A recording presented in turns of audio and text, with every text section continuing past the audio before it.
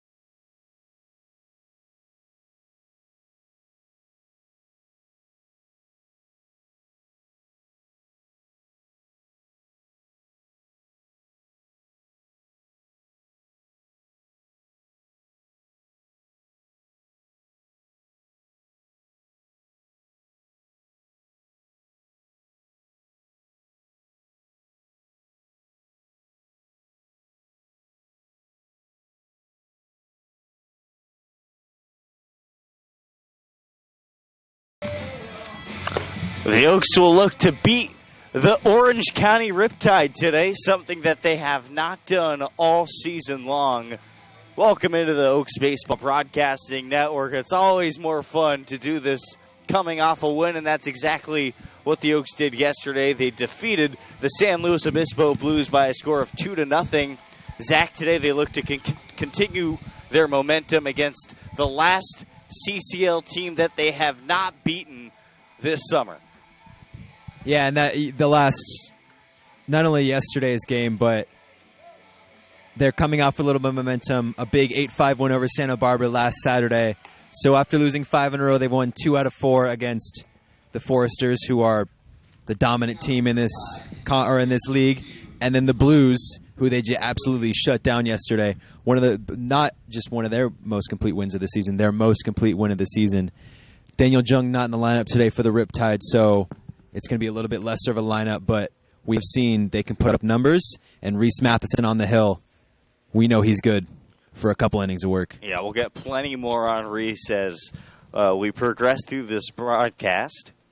The Riptide come into this game 9-9 on the season with one tie.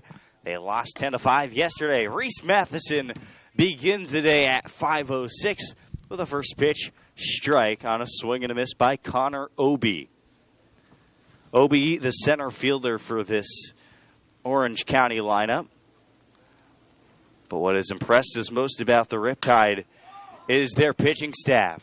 Attacks a heater, fly ball down the left field line, a diving attempt by Nico Lima, but he comes up with no baseball and a dirty uniform, 0-2. It's a good start to the day. Get the adrenaline pumping, get your jersey a little dirty. Reese Matheson, so far this season, has an ERA of 9.23 in 12 2/3 innings, 17 runs, given up 13 earned runs. But I think those numbers are a little bit misleading at this juncture in the season. Reese Matheson has been a lot better recently as he fires the 0-2, and it's grounded hard down the left field line, foul. Still 0-2.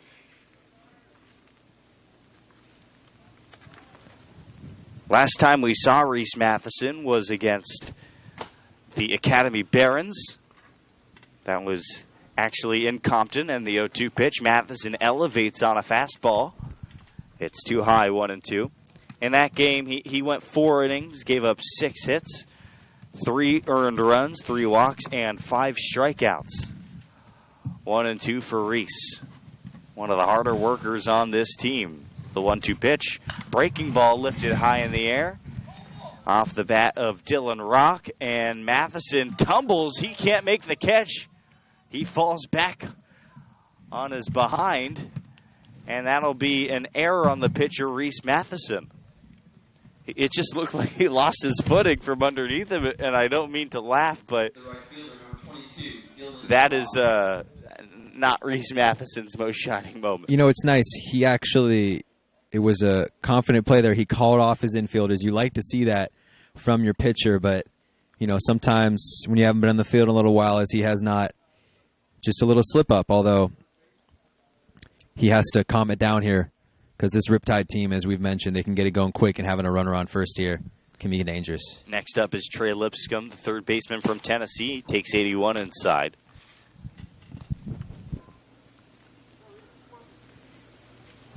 Lipscomb is a 143 hitter. He's only played in 3 games for this team this summer. 9 plate appearances and 7 at-bats. His only hit was a single. With a runner on first and no outs, the pitch is high and inside. Pardon me, there is 1 out. 2-0.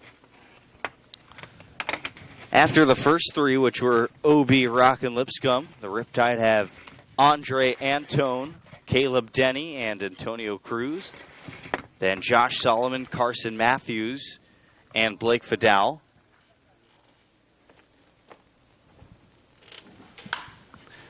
Swing and a foul to the right side.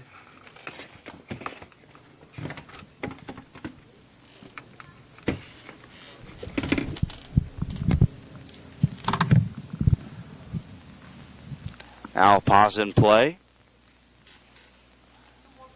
And the count is 2-1 to Trey Lipscomb, the third baseman from Tennessee.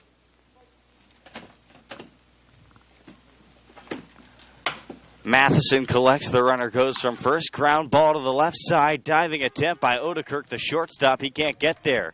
Trying to go first to third is Rock. The throw gets by Alex Briggs, and Lipscomb takes second. A single and an advancement on the throw. Runners on second and third, nobody out for Andre Antone. The third baseman, number 23, Trey Lipscomb.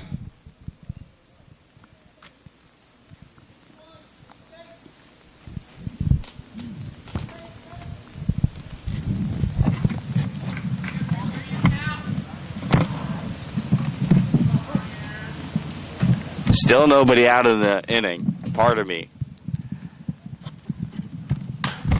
Ground ball to the right side. Second baseman Pickett's throws to first. And coming in and scoring is Connor Obie.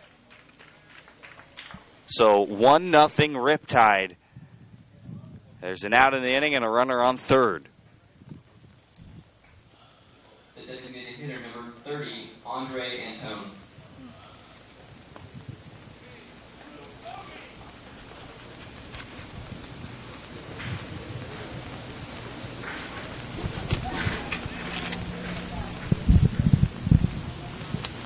Next up is Andre Antone. Matheson's first pitch is a breaking ball called a strike.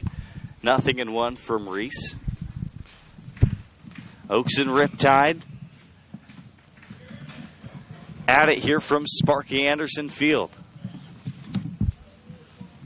Matheson checks the runner at third. A little chopper foul to the right side.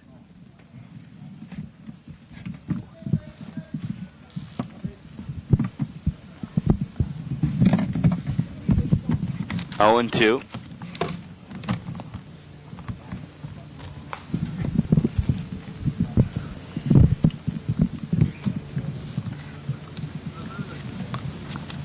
Andre Antone's hitting .276 this year with 10 singles, 3 doubles, a triple, and 2 homers.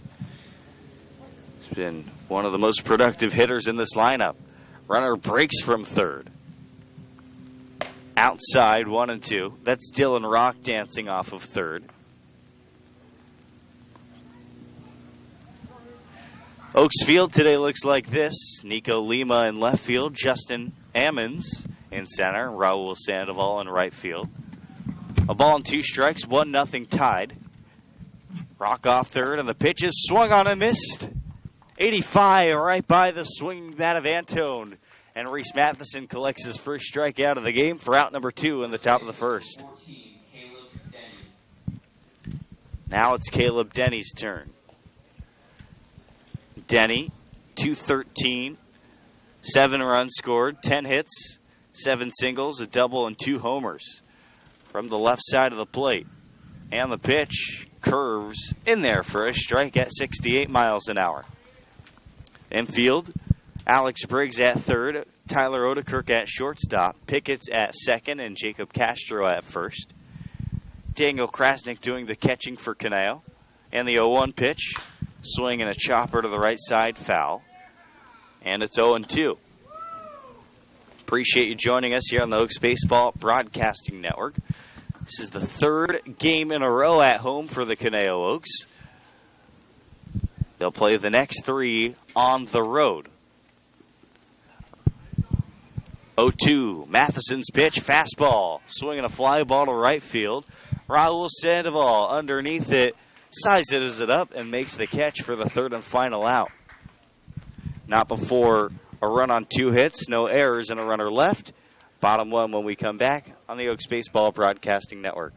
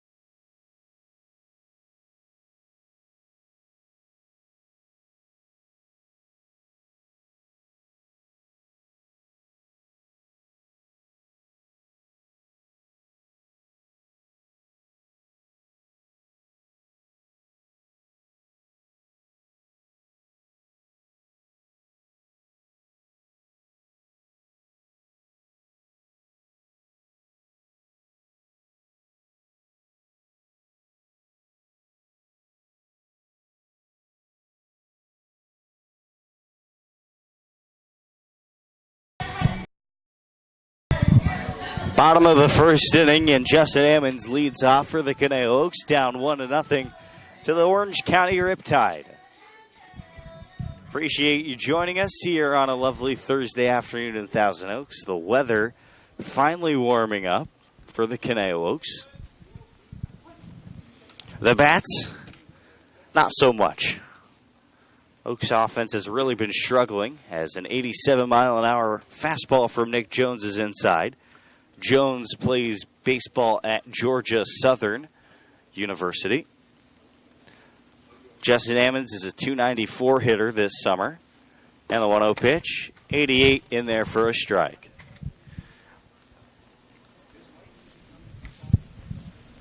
It doesn't really shock me considering that you take away the ninth inning against the Blues, a dominant pitching staff. They only scored 3 runs.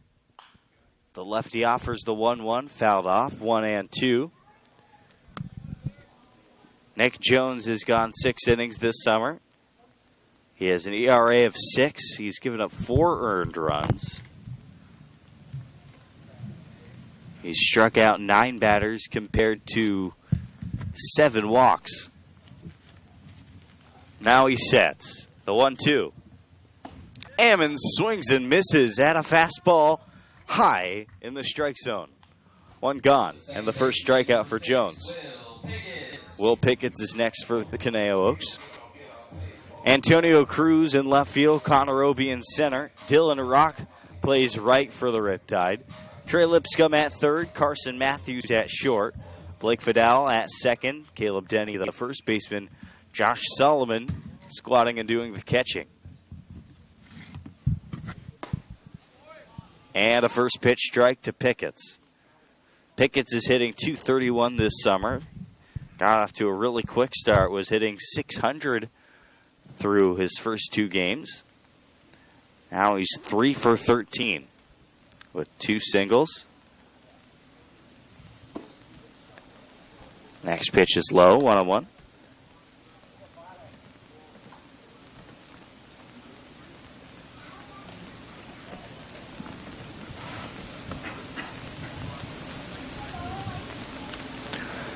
The lefty winds, rocks, and fires. Pickett connects on one into left center field. Takes a big round at first, but he's going to be held there by first base coach Cody Raymer. There goes the no-hitter in the first inning for the Conejo Oaks. A nice swing for Will Pickett's for his 4th hit this summer. That was a great piece of hitting right there. Taking advantage of where you have the righty on lefty matchup. Drove it into left center field, beautifully placed, and that's a nice start. As we've mentioned, they've struggled on offense facing off against the Blues pitching staff, and the Riptide has a good staff, but hit early is nice. Nico Lima attacks the first pitch, skies it down the right field line, way back, track wall. It is way out of here for a home run. His 2nd of the summer, and the Oaks take a 2-1 lead in the bottom of the first inning. Opposite field for Lima as he jogs in and taps the plate. Gets some congratulations from his teammates. Quite a blast from the righty power hitter. 2 home runs, both coming off of the Orange County Riptide. First one last week in Irvine. Went to left field. That one, first pitch swinging. Jacked it to right field. That was a blast from Nico Lima. And his hot summer continues, Jordan. Jacob Castro next. Nico Lima, a Riptide killer. First pitch low to Castro.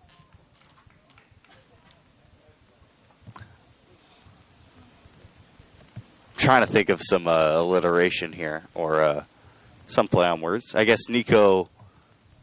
He's been eating his lima beans. Low tide outside on the 1-0 pitch.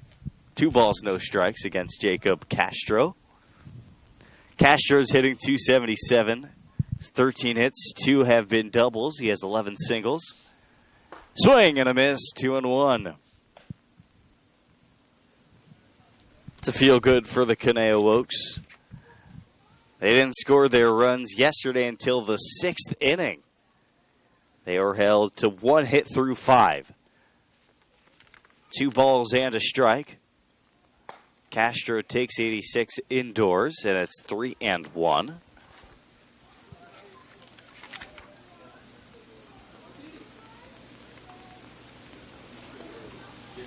Yeah, the offense has really let the Oaks down the past 3 games.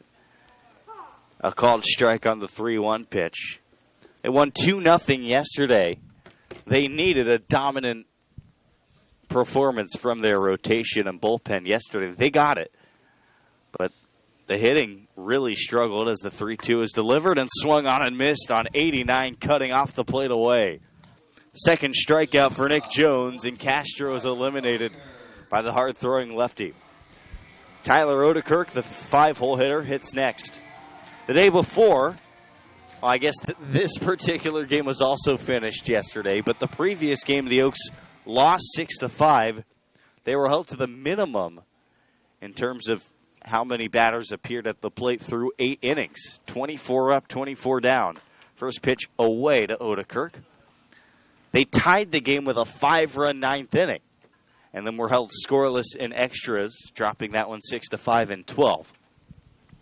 And then the previous day, as the 1-0 is called a strike outer half, 1-1 on a fastball. The Oaks, this was on Sunday against the Blues, lost 2-1, even though they were leading 1-0 through 6 innings. The 1-1 pitch outside on a breaking ball.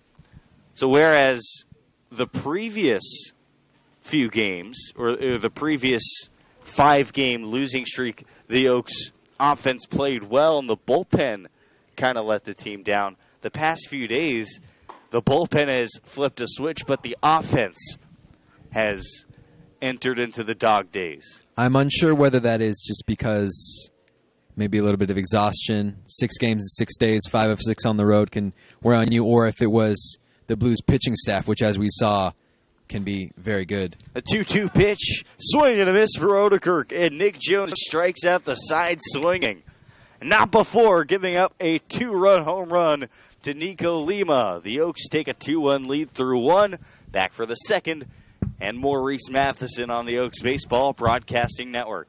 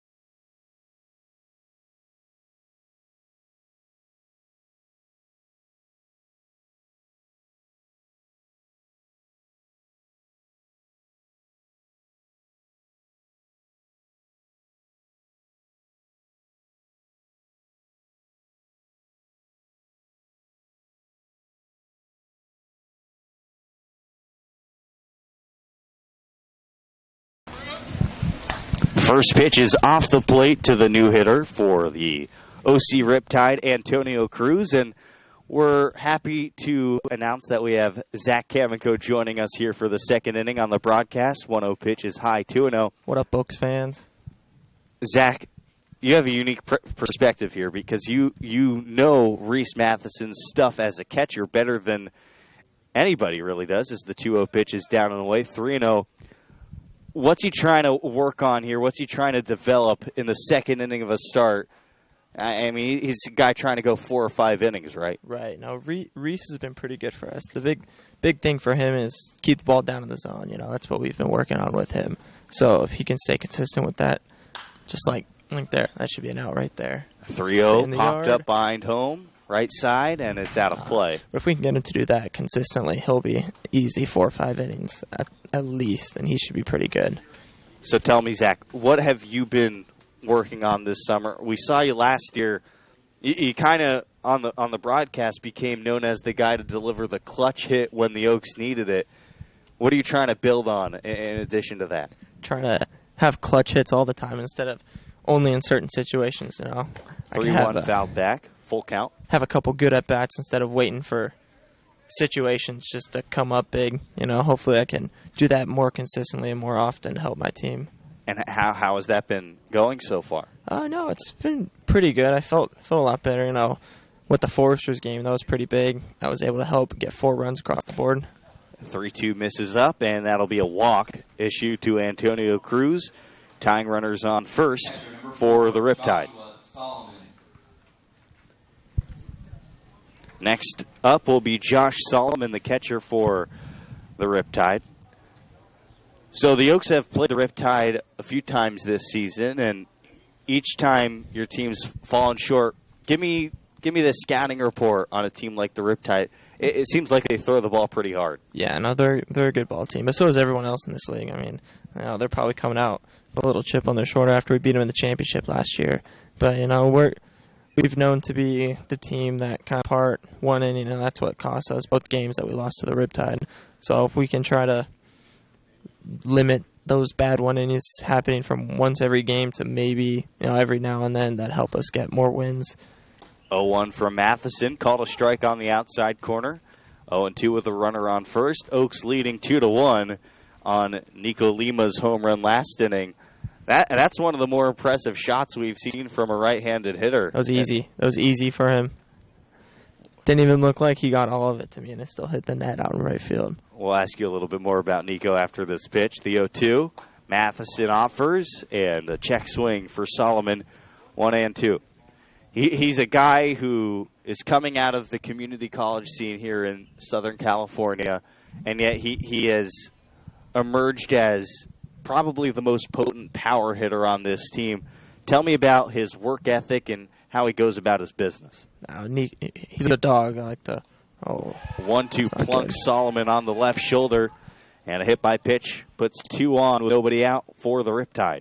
Yeah, and Nico's an animal. He's got easy power from the right side of the batter's box. But today, actually, he was working on taking ground balls at third base to try to make himself more versatile. So that just kind of shows you the type of player he is and the type of person he wants to become with this game. He tries to put himself in the outfield, first base, and now he's trying to work on third base to try to make himself as valuable as he can for whether he goes to a school next year or whatever he plans to do, whether professionally or with the school next year. He's trying to make himself as versatile as he could be. Carson Matthews, the shortstop, checks his swing on a first pitch fastball low. 1-0 with 2 on and nobody out. Zach Kamenko, the Oaks catcher, joining us here on the Oaks Baseball Broadcasting Network. Zach, you and I have had conversations off air before about how you view catcher as the on-field coach. 1-0 pitch showing bunt is Matthews. He gets it down the left field side, but foul. 1-1 count. How do you take pride in that? How do you go about your business as a catcher? You're focusing on yourself and your own defense and your own swing, but at the same time, your job is to focus on the 9 or 8 other players on the field at the same time. Yeah, you're kind of like babysitting those guys out there almost. Oh, yeah? No, I'm just kidding. But yeah, the on-field coach is probably the best way to describe it. I mean, you got to worry about the pitcher, you got to worry about what pitches, who's coming up in the lineup, where the runners are, situations, bunt defense, first and thirds, pickoffs. You got to have all that in the back of your mind while you're focusing on getting the guy at the plate out and trying to minimize as much runs as you can during the game, which ultimately you just want it to be 0 throughout the game, and every inning you just want to put up zeros, but that's not going to happen every time, so you got to minimize it as much as you can. 1-2 to the 236 hitter Matthews, a fastball at 88. High and tight, 2 balls, 2 strikes. So the count's 2-2. Oaks up 2-1 over the OC Riptide. On second is Antonio Cruz. He walked, and on first is Josh Solomon, the catcher. He was hit by a pitch. Matheson peers in for his sign from Daniel Krasnick. And the 2-2 pitch. Breaking ball, hit pretty well to left field. Lima comes in and makes a running catch for the first out of the inning.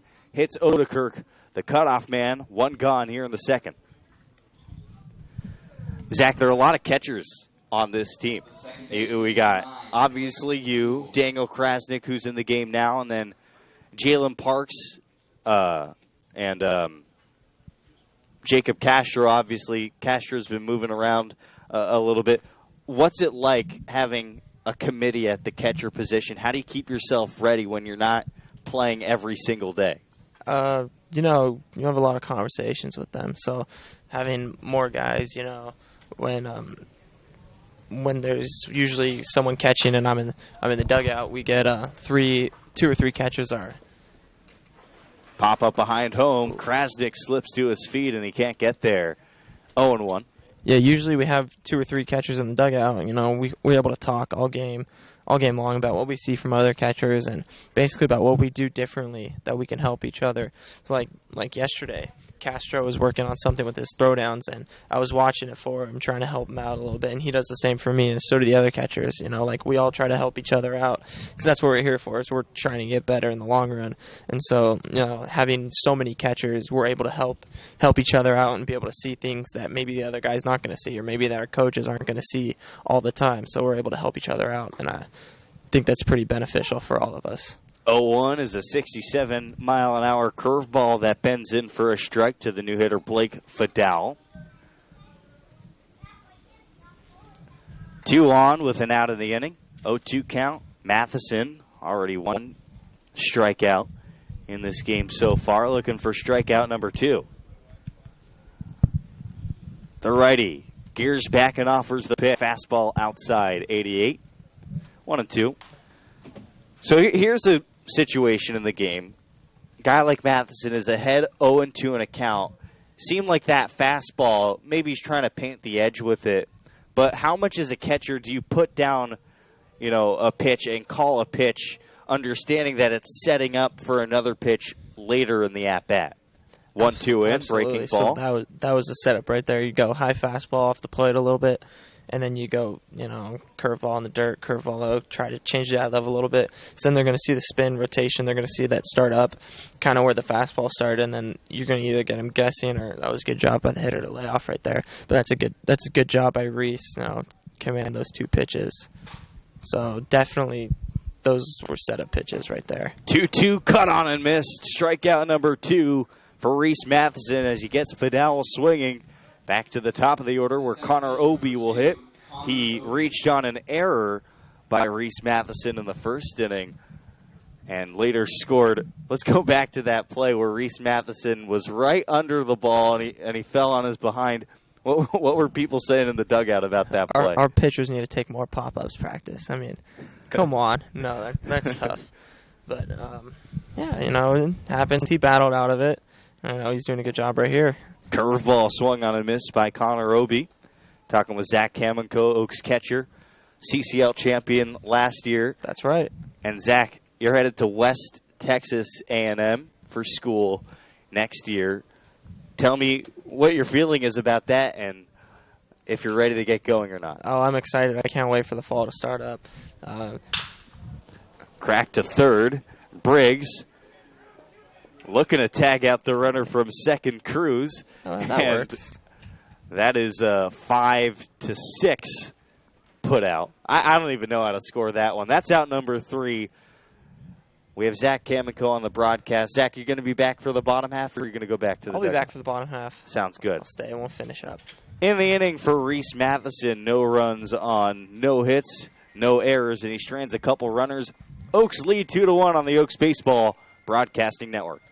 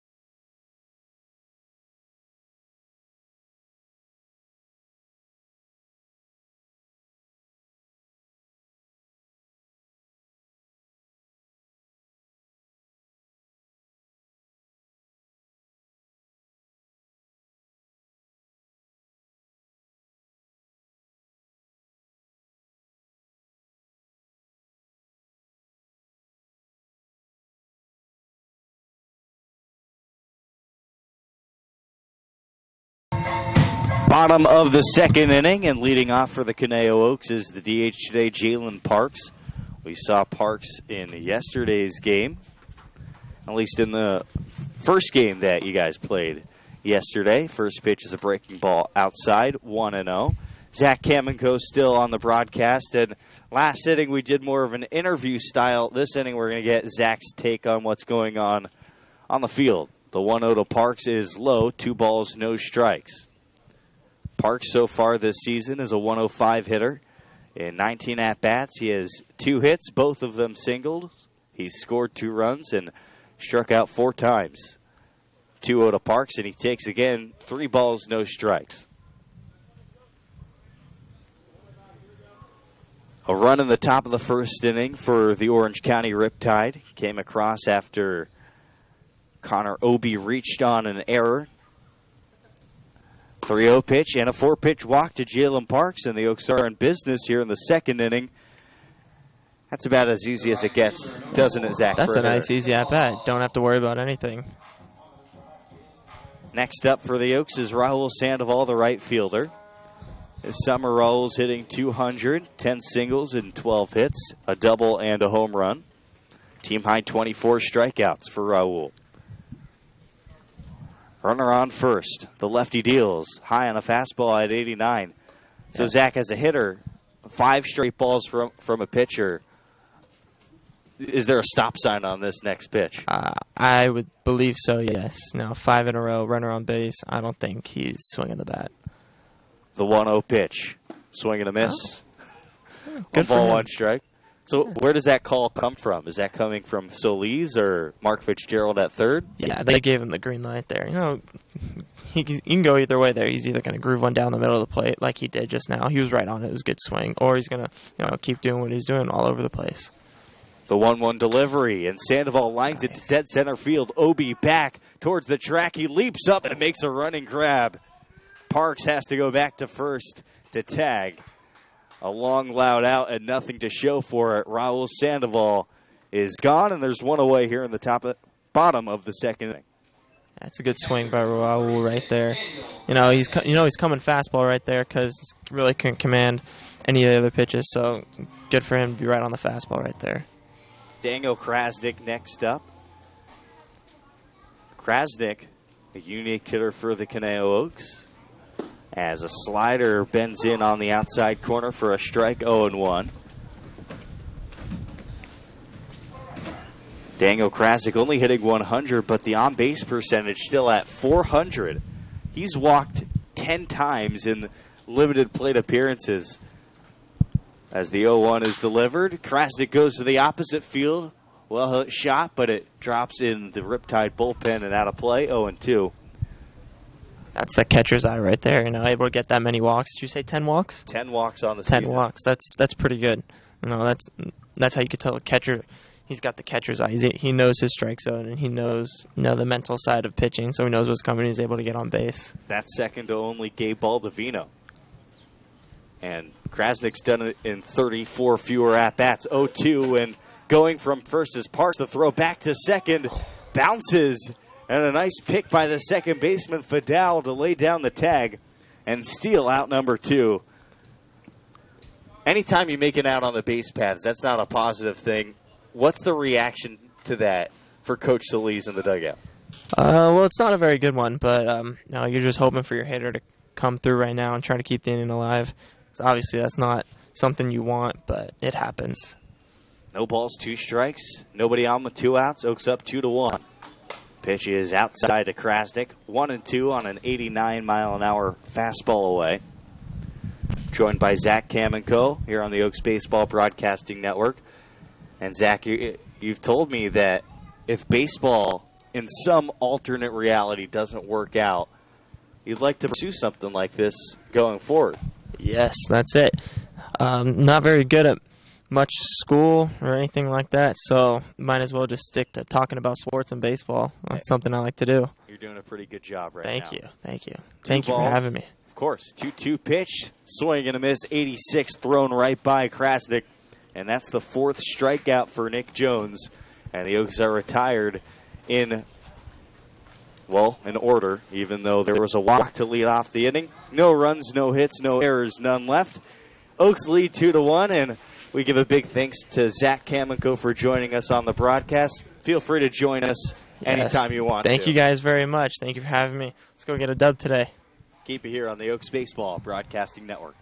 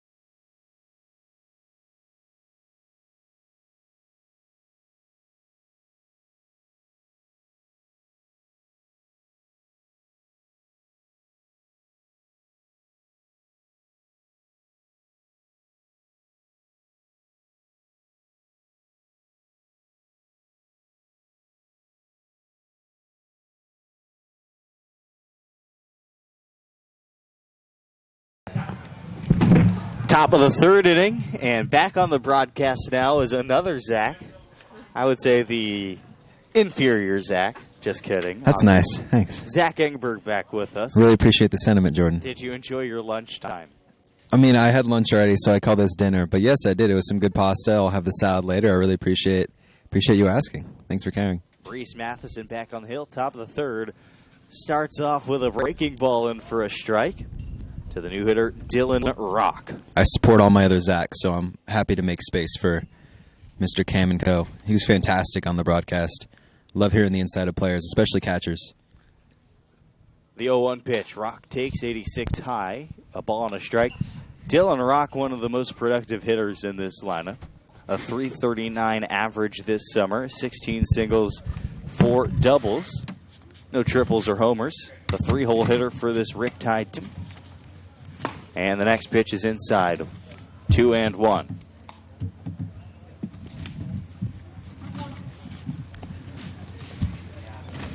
Other than the one run given up by Matheson in the first inning,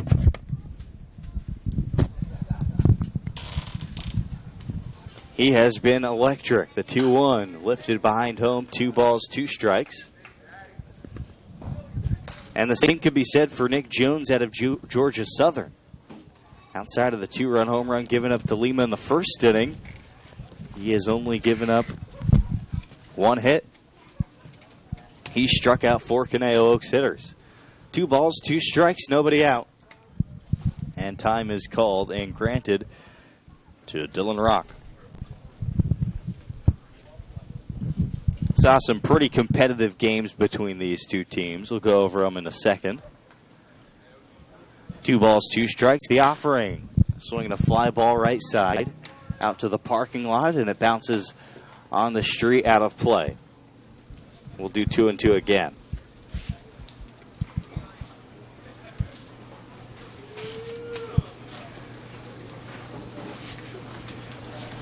The Oaks and Tide played 2 back-to-back back on the 18th and 19th of June. That was last week. Line drive into right field and a clean single for Dylan Rock. It's actually going to go all the way to the wall. Rock round second. He's heading for 3. And the relay will not even come A stand-up triple for Dylan Rock. His first triple of the season. A runner on third with nobody out for Trey Lipscomb. He's got that special kind of grouping of talent where he can hit it into the gap, but you saw his stride. It's a natural stride, long stride. So he'll hit it in the gap, and then he'll take the opportunity to go three. Doesn't even have to slide. And he has killed the Oaks this year. He's had at least 2 hits in both the games so far that they played. He went 3 for 4 in the last game these two teams played as a breaking ball is high to the new hitter Trey Lipscomb. In the first game these two teams played, Dylan Rock went 2 for 4 with an RBI and a strikeout. First game between these two teams back on the 18th. It was a pitcher's duel between Jerry Ramirez and Tyler Booth, the lefty for this team. 1-0 swung on and missed, a ball and a strike. Booth went 5 innings and gave up 1 earned run, 2 total. Jerry Ramirez, 6 innings of 4-run baseball. Only 1 of those runs were earned, and I think that was Jerry Ramirez's breakout start this summer. Oaks dropped that one, though, 4-2 in 9. The 1-1 pitch is fouled off. The next day, Caneo got off to a 2-0 start through 4 innings. The Tide tied the game in the bottom of the 5th inning. Oaks took the lead back. We're up 5-2 after 5.5. And then they were up 5-3 after 6 full.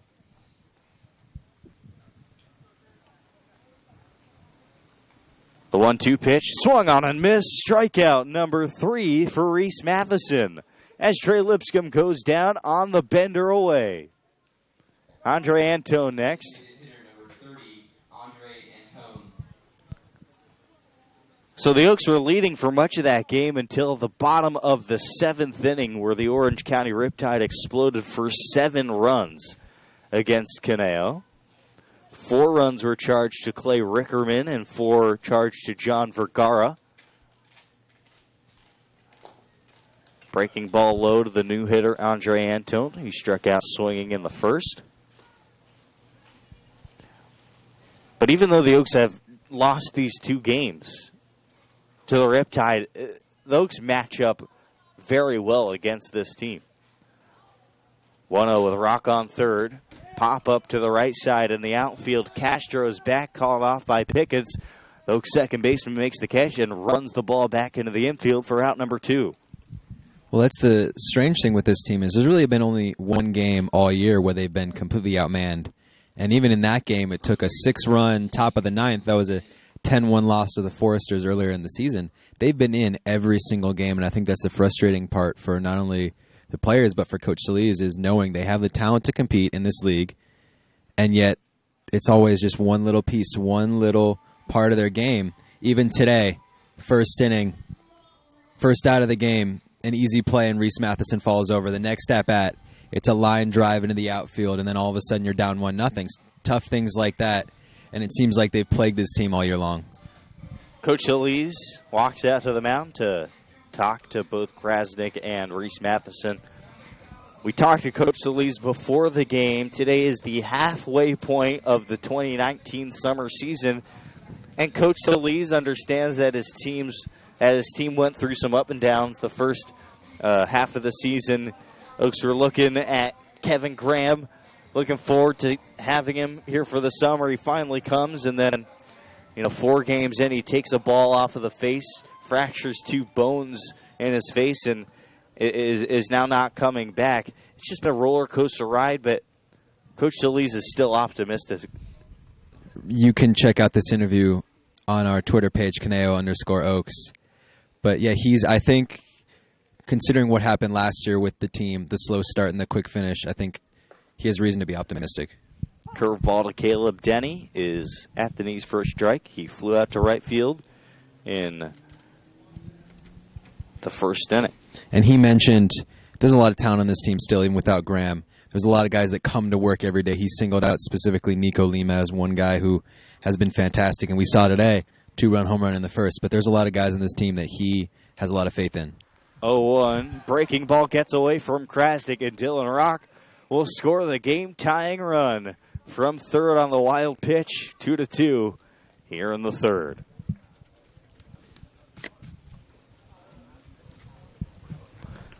Just like that, the Oaks lead is a race sack. Dylan Rock just makes things happen. He really does.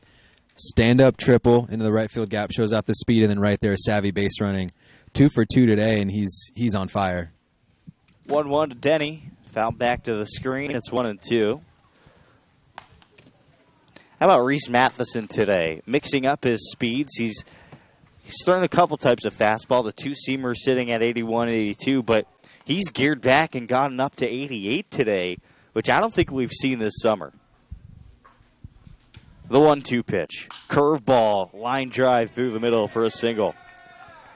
Caleb Denny staying on that breaking ball, finishing his swing, and golfs one into center field for a single. And then with Reese, you mix that with the curveball, which right there hit around 78, which is pretty fast for a curveball. We've seen that working today right there. He missed on location, left it up, but we've seen him 3 strikeouts today put in work on the ball, so that's a nice mix. And if he can get that fastball maybe a mile or 2 per hour up, have a 90 to around 78 fastball to curveball mix, that's the stuff. That's the good stuff, Jordan.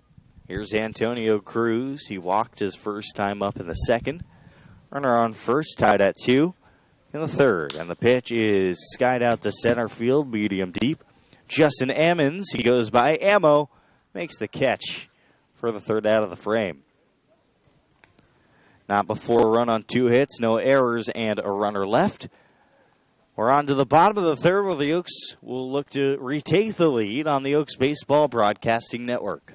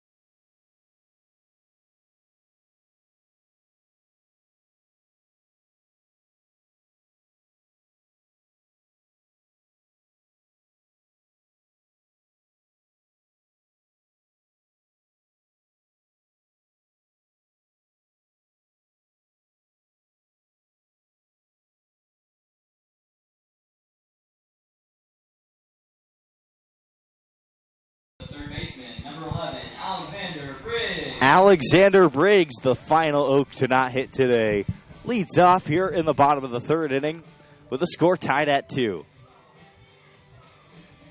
Alex Briggs, a .207 hitter, 6 total hits this summer, 5 singles and a double. He's walked 5 times and only struck out 11 times. First pitch strike, 0-1.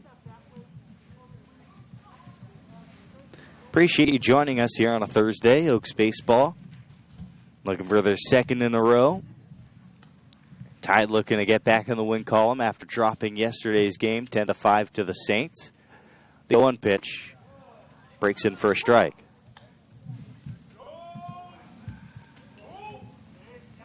That game was in Orange County. The Riptide led that game 3-1 through 4 innings. The Saints took the lead in the 6th. The 0-2 pitch to Briggs is blown away. The Tide took back the lead 5-4 after 6 full with a 2 spot on the bottom of the 6th. And then with a score 5-4, the Saints exploded for a 6-run 7th. 1-2 pitch is cut on and missed. Another strikeout for Nick Jones out of Georgia Southern.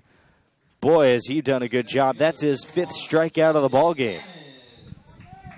And Justin Ammons leads off. The leadoff hitter hits again. Struck out swinging his first time up.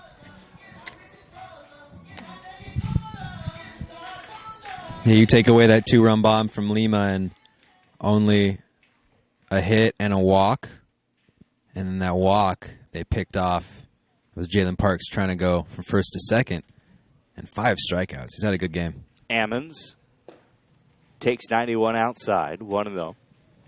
Ammons out of Tennessee. Excited to play center field next year for Tennessee. Thinks that's going to be something that allows him to be noticed by scouts a little bit more. The 1-0. Foul back to the screen. He had a good season at Tennessee, right around 250, 20-plus stolen bags. Ammons described the problem as, not getting enough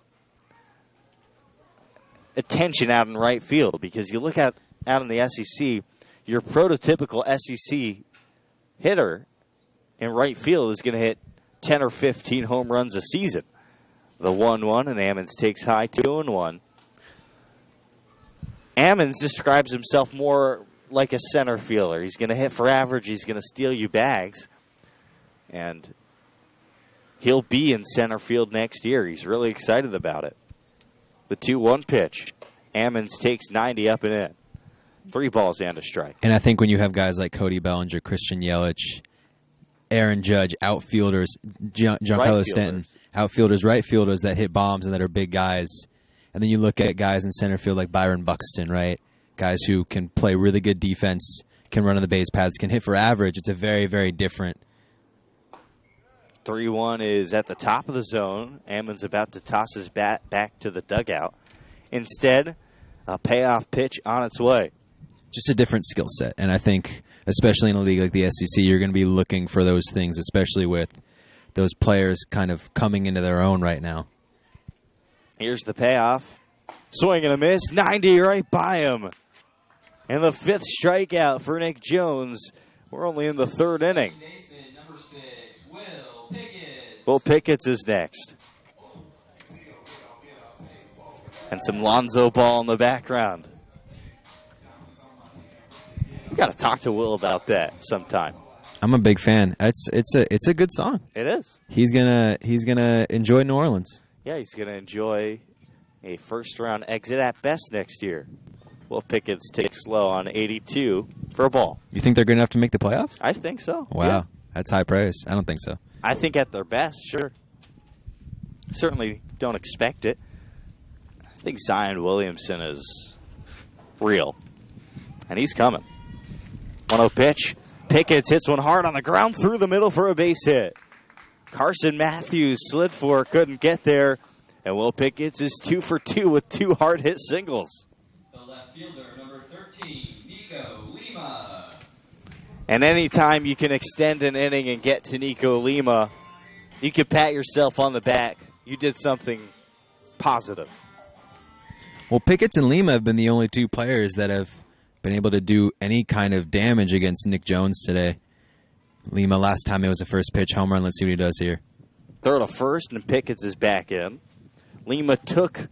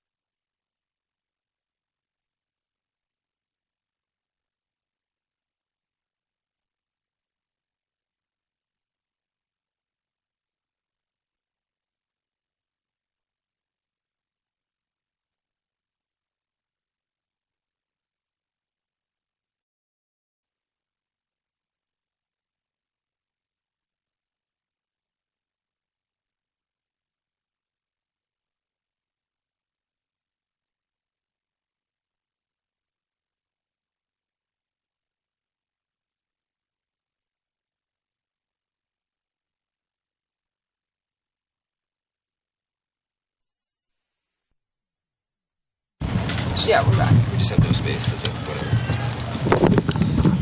We're back. And we're back. The pitch gets away. From the catcher, Solomon, and taking second is Will Picketts. He just hit a base hit to center field. The count is now 2 balls and a strike to Nico Lima. And we apologize for the video and audio difficulties. We ran out of battery briefly on the camera, but we're right back here. You know, I got to say I'm proud of us. That was the quickest recovery. Normally it takes us half an inning, an inning. That was about 2 minutes. That was a real speedy recovery. Just like a NASCAR pit stop. Quick on our feet. 2 balls and a strike to Lima, and he takes outside on a curve. 3 balls and a strike now.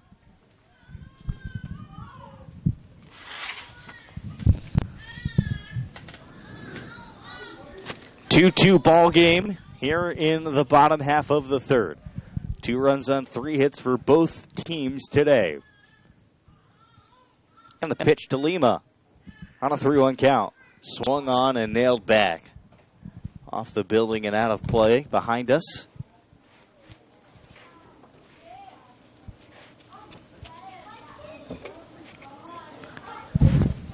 Final game of a 3-game homestand.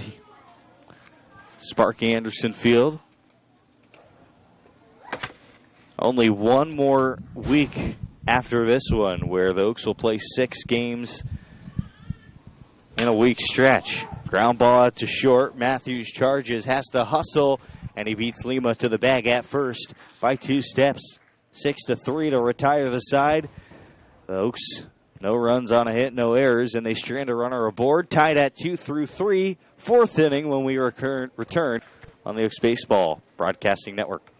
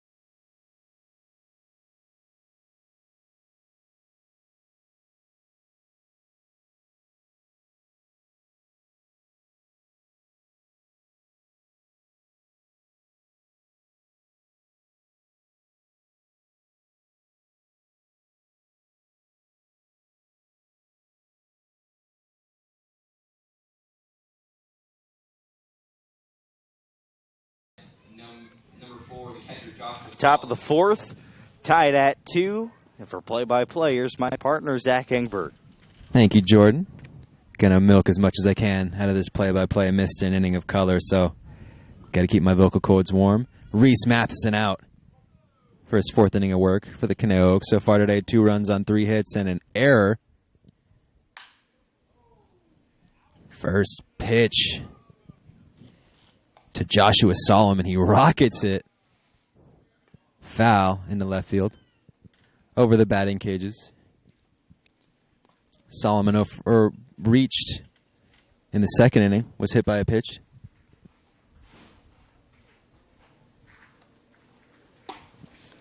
Second pitch to Solomon is in there. That's a strike. And it's 0-2.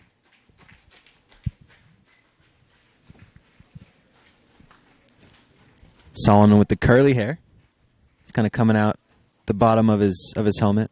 I'm a fan of that hair, Jordan. I like the curly hair. Glad. Matheson readies for the 0-2 pitch. Delivers. It's a breaking ball, but it hangs up. 74. Doesn't quite break enough. Stops on the high inside corner, and it's 1-2.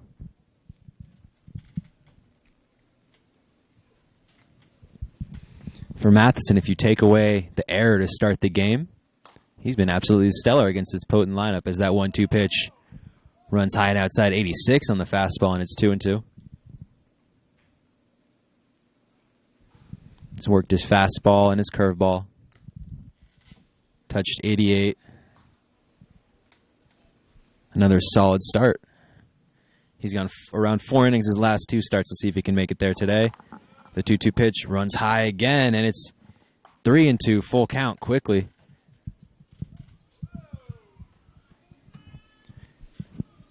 I would expect to see a curveball try to get Solomon to chase here on the lower outside corner out of the zone. We'll see what Matheson does. Full count. Sets.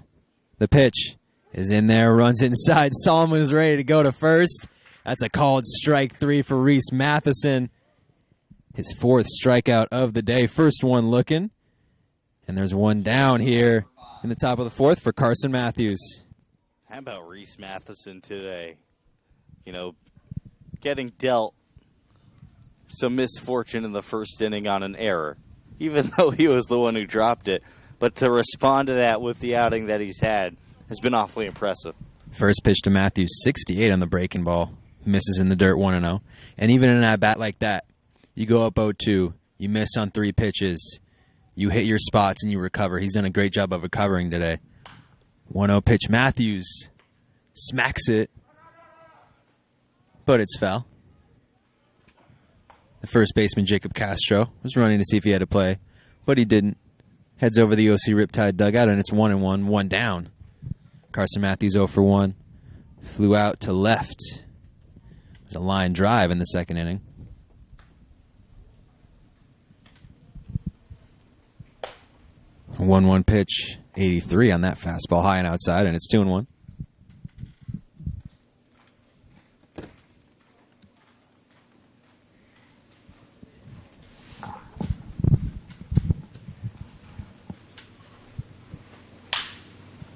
Matthews unloads on that 2-1 pitch, but it's just foul. Was well hit down the third base line, but couldn't stay fair, and it's 2-2. As you mentioned, Jordan, today is the end of a 3-game homestand, and then we have our next 3 games at the Academy Barons on Friday. As the 2-2 pitch tried to get Matthews to chase, he held up there. And it's now a full count once again, 3-2. That'll be 6 p.m. tomorrow night, and then at the Arroyo Seco Saints, 6 p.m. on Saturday. At the San Luis Obispo Blues, 1 p.m. on Sunday. As the payoff pitch got him swinging. Second strikeout of the inning for Reese Matheson. Gives a nod to his catcher, Daniel Krasnick, and he is starting to work. His 5th strikeout of the day. Fourth strikeout of the day, sorry. Actually was his 5th strikeout of the day.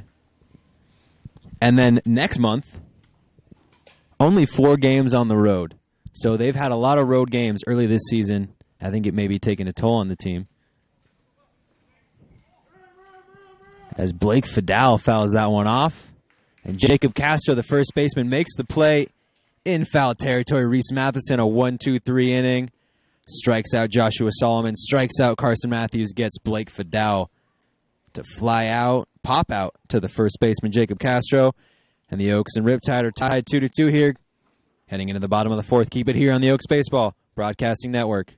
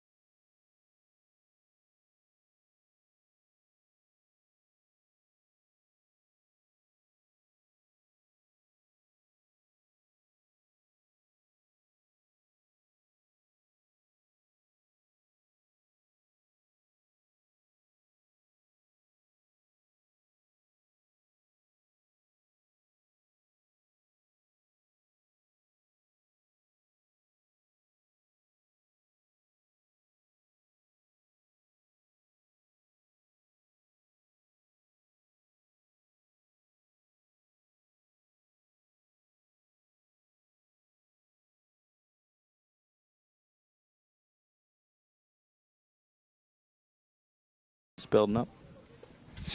Nick Jones back out on the hill for the OC Riptide. Jones. You take away Nico Lima's 2-run blast in the first inning. Has only allowed 1 hit. Only allowed 2 base runners. And he's struck out 6. He's been stellar today. And leading off here in the bottom of the 4th, Jacob Castro. Castro for 1 today, struck out swinging in the first. A lefty-on-lefty matchup here. Jones' tall frame, he delivers. One's a little bit low. 90 on that fastball, and it's 1-0.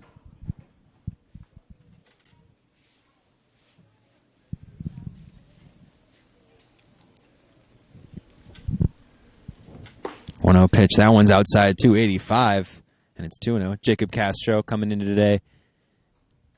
Oh, that one was actually in there, and it's 1-1. Close pitch, Zach, but yeah, called a strike.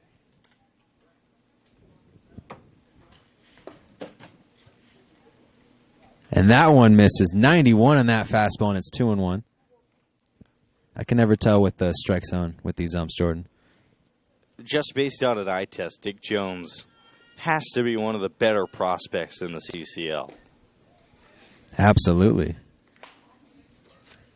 So that pitch misses, and it's 3-1.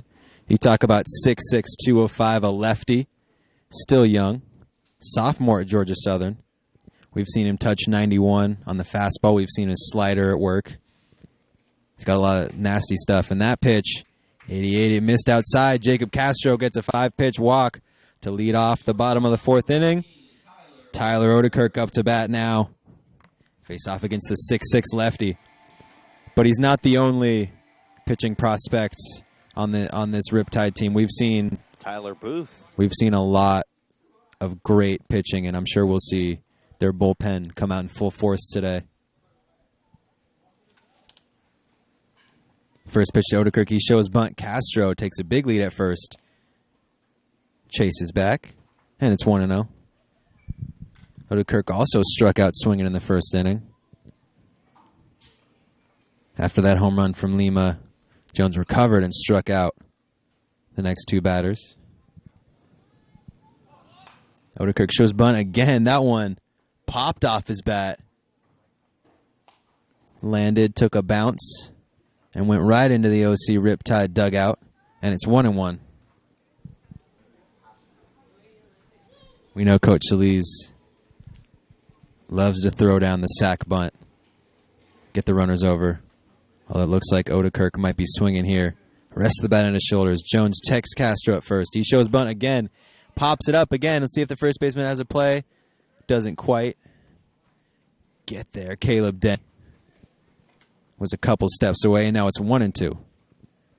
And I have to imagine he'd be swinging. You never want to strike out on a bunt attempt. If you're going to bunt, he's got to make sure to lay it down.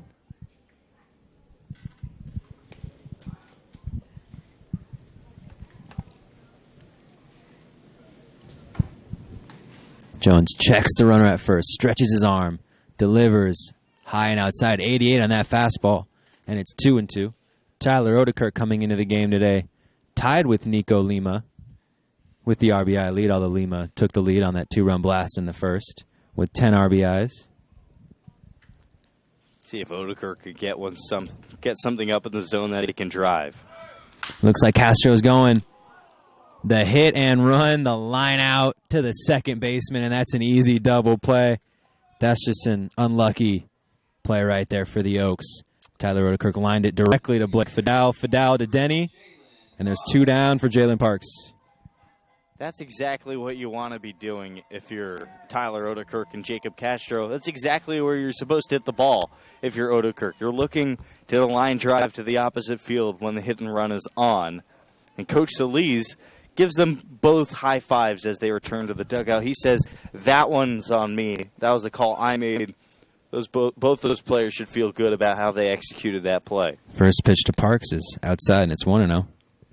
Parks bunted on, or not bunted, walked in the second inning. Fouls that one back. Yeah, that type of play, it's baseball. You'll get unlucky bounces like that. You'll get unlucky plays like that. It's the right idea, even the right execution. It just didn't turn out the way he wanted. 0-1 to Parks. That one's inside. Did it catch him? Doesn't look like it checked his swing. He's chatting with the ump. It's 1-1 now.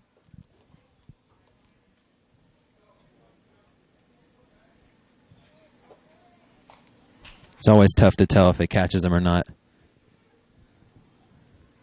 Still chatting with the ump and the catcher. Those catchers, they love to talk.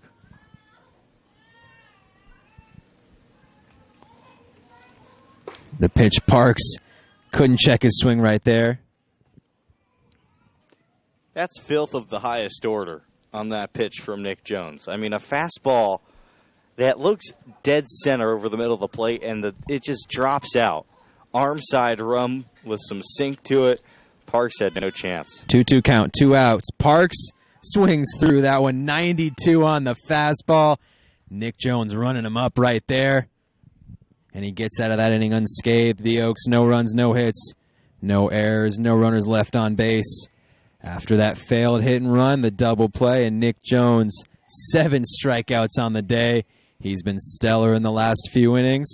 This game is still tied 2-2 as we head to the top of the 5th inning. We'll see if it's still Reese Matheson, although it looks like there's a pitcher coming from the bullpen. We'll get you his name in a minute. Keep it here on the Oaks Baseball Broadcasting Network.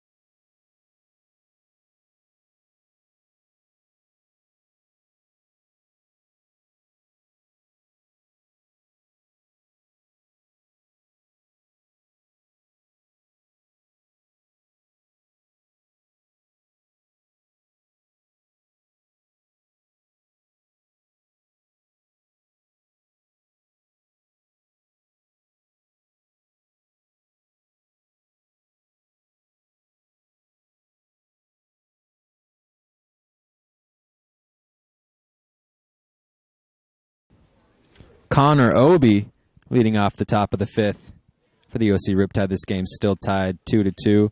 Both teams with 2 runs and 3 hits. The Oaks with an error in the top of the 1st that helped allow a run to score. Peyton Ebel here, the new pitcher for the Oaks, replacing Reese Matheson. We'll get you Matheson's line and Ebel's stats so far this season. But the first pitch from Ebel misses outside. Scoreboard shows 64. I'm not sure if that's right or not, but it's 1-0. 1-0 pitch. Fouled back by Connor Obi. Obi reached on an error in the first and scored. Got into a 5-6 putout in the second inning, and that ended that inning. The 1-1 pitch from Ebel. Obi pops it up. It'll be a tough play. Running out is his second baseman, Will Pickett's, but coming in is Raul Sandoval, and he makes the play. That'll be an F9, and there's one down for Dylan Rock. Rock 2 for 2 today. Reese Matheson was good once again. 4 innings pitched, 3 hits, 2 runs. Only one of those runs was earned. Has his error in the first inning. 5 strikeouts and a walk. He keeps getting better and better every time he comes out, Jordan. He does, and that's a testament to his work ethic, which we talked about briefly earlier in the broadcast. First guy on the field, first guy off, carrying baseballs. He'll do whatever. Rockets it to the third baseman, Alex Briggs. Briggs picks it up, shows off his arm strength, gets it to first, and there's 2 down now. For Rock, even when he gets outs, it's a hard hit ball, and he makes it tough on the defense. Rockets. I like it. Absolutely. Trey Lipscomb ground into a 4-3 fielder's choice that drove in Connor Obie in the first inning. Peyton Ebel trying to get through this first inning quickly. Gets a ground ball. He's going to try to make that play right there. Not in time on that throw. And that'll be an infield single for Trey Lipscomb. And I wonder on that play, Jordan, if it's better to let Alex Briggs, third baseman, coming in with the momentum, make that play. You might be right. I don't think it would have mattered on that play, to be honest. Where I'm most concerned is the fact that Ebel threw that ball. And that might not be on Peyton Ebel. He had his back turned to first. He didn't know where the runner was. But that should be on, whether Alex Briggs, the shortstop, really anybody on the infield. To scream to Ebel, no play. Because we've seen on a number of occasions in this league, that ball thrown up to the line, and all of a sudden, a single turns into a runner on third. We saw that yesterday with Andrew Alvarez. He had a bad throw and allowed a run to score in a 2-0 game. That was massive. First pitch to Andre Antone outside. It's 1-0. Ready for the second pitch. Antone fouls it back. Bounces off the backstop, and it's 1-1. Andre Antone 0 for 2 today. Struck out swinging in the first. Popped out to Will Pickett's at second in the third inning.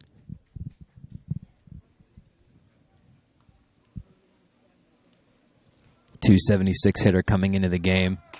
And it looks like the runner's going. He's going to get in there safely. Krasnick. The throw is a little bit wide, and that's a stolen base for Trey Lipscomb right there. Well executed. That's a good throw by Daniel Krasnick, and that play was very, very close. It looked like Will Pickett's might have gotten the runner Lipscomb on the ankle. I don't think the umpire was looking there, and, well, there's a stolen bag. Trey Lipscomb has wheels. A lot of guys on this Riptide team have wheels. They're built differently. They pass the eye test with their size, but don't let that be fooled. This is one of the more athletic teams in the league as well. Second stolen base of the year for Trey Lipscomb in as many tries. The 2-2 pitch. Swing and a miss. Andre Antone swung through that one. Takes off his helmet in disgust as he walks back into the Riptide dugout.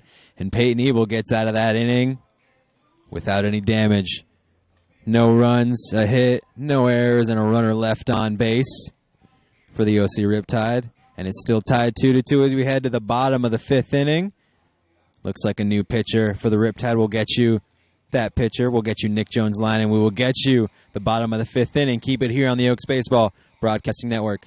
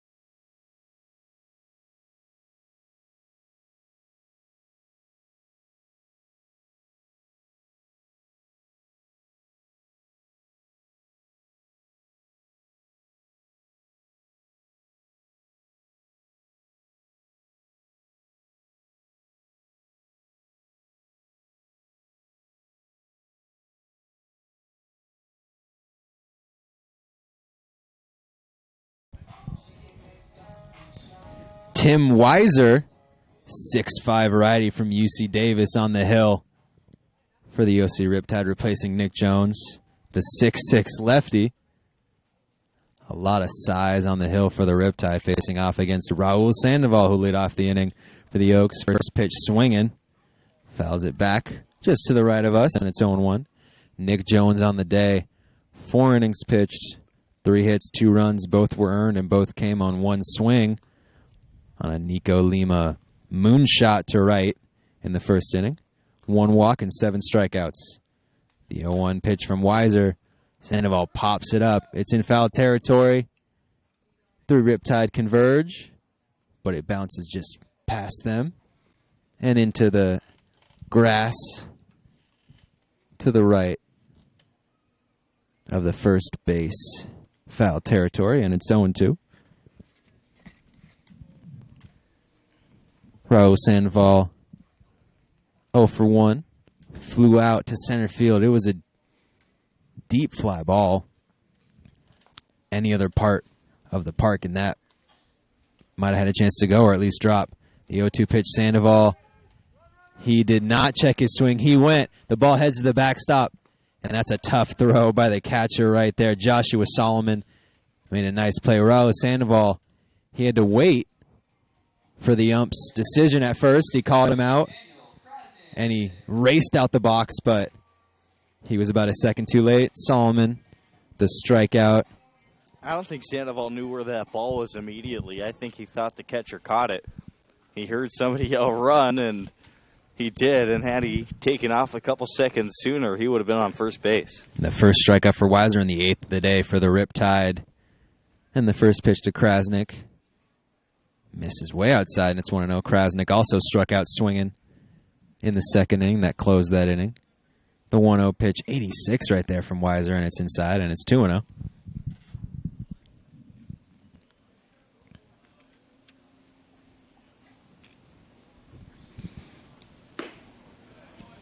Pitch framed well by Solomon.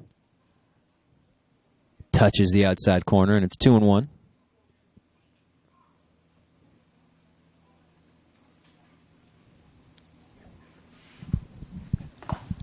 And he gets Krasnick swinging on that 2-1 pitch. Raced through it. Has to take a step back, recollect himself. Ready for this big pitch. 2-2 count, 1 out, nobody on. This game is tied 2-2.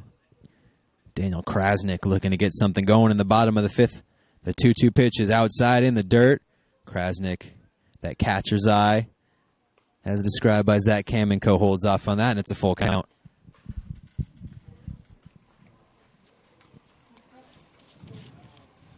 Caneo needs base runners here. And it looks like this is the first appearance of the season for Tim Weiser from OC Riptide as Krasnick fouls the 3-2 pitch off. Goes back towards the backstop, and he stays alive here.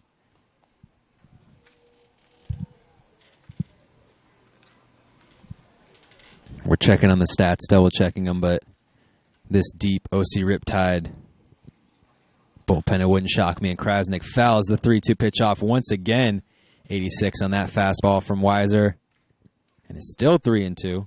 Started one game this past year and appeared for 22 at UC Davis. Had a 4.57 ERA and 41 in a third innings.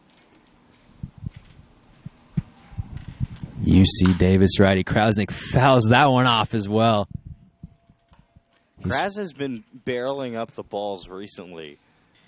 Problem, he's just a tad late right now. I think that's probably the 3rd or 4th foul ball he's hit relatively well down the right field side. If he can get his body turning just a half second earlier, those will be in left center instead of foul. The payoff pitch. Krasnick takes it on the outside, low and away. And that is his 11th walk on the season. He struts to first as he has so many times this season. Gets a fist bump from Cody Raymer. And the Oaks have a runner on for Alex Briggs. And we see right there Krasnick. That's a classic Daniel Krasnick at bat. Fouls a bunch of pitches off, stays alive, lets the pitcher do the work for him, and gets on first base. Coach Lee's opting to keep Kras in the game. Still early, but I think Cody Raymer was looking to the dugout to see if the head coach wanted to pinch run. As Krasnick had a lead on first, goes back on the pickoff attempt, and he races to second. He's going to get in there safely. Savvy base running by Daniel Krasnick. Slides into second. And the Oaks now with a runner in scoring position, 1 down for Alex Briggs, who still has not seen a pitch in this at-bat. Daniel Krasnick, when he gets on base, he makes the most out of it. 4 runs this season. No stolen bases, although that might be his first. As the first pitch is, or the 1-0 pitch is away, and it's 2-0. Big spot here for Briggs. He's been a clutch hitter for this team. Can he deliver in a big spot here? Krasnick on second. He checks his swing right there, pulls it back, and it's 3-0. With first base now open, they can be a little bit safer here. Tim Weiser can. Krasnick the lead on second, and Briggs saw something he liked right there, swung right through it and missed, and it's 3-1 now. On deck is Justin Ammons, so I think we're going to see Weiser try and throw strikes and attack Briggs here, because the next two, Ammons, a great hitter, and then Pickett's, who's 2 for 2. Briggs takes that one outside. And the Oaks now 2 runners on for the leadoff hitter, Justin Ammons. Ammons 0 for 2 today. 2 strikeouts, but he is a dangerous hitter. Hitting .294 coming into this game. 7 RBIs, 7 runs. He's got 10 hits, 5 singles, and 5 doubles. So he absolutely has potential, gap potential, and he's shown it off this season for the Oaks. The next 3 hitters for the Oaks, they've been the wrecking crew recently. Ammons today has struggled. He's 0 for 2 with 2 strikeouts, but he's been great this season. And then Will Pickett's and Nico Lima are combined 3 for 4 with a 2-run home run. So it's right now for the Oaks. If they want to get up in this ball game, I mean, why not right now? And you see him meeting on the mound. I think they know the same thing. The OC Riptide, they know this is the shot for the Oaks. They have to get out of this inning, and I'd assume right here, Jordan, they're going to throw a lot of pitches low, a lot of pitches outside, try to get Ammons to ground into a double play. 2-2 game. The Oaks, 2 runners on base. Krasnick at first. Got on with a walk, reached second. On a bad throw on a pickoff attempt, Alex Briggs walked to get on the first. Justin Ammons up to bat. The center fielder from Tennessee takes the first pitch outside, and it's 1-0. Ammons looking to add to his collection of clutch hits this season for the Conejo Oaks. The leadoff hitter has been fantastic. In his first week with the Oaks, and he unloads on that one into right field. It's going to drop in there, smacks against the wall. Ammons runs first, heads to second. Krasnick is being waved home.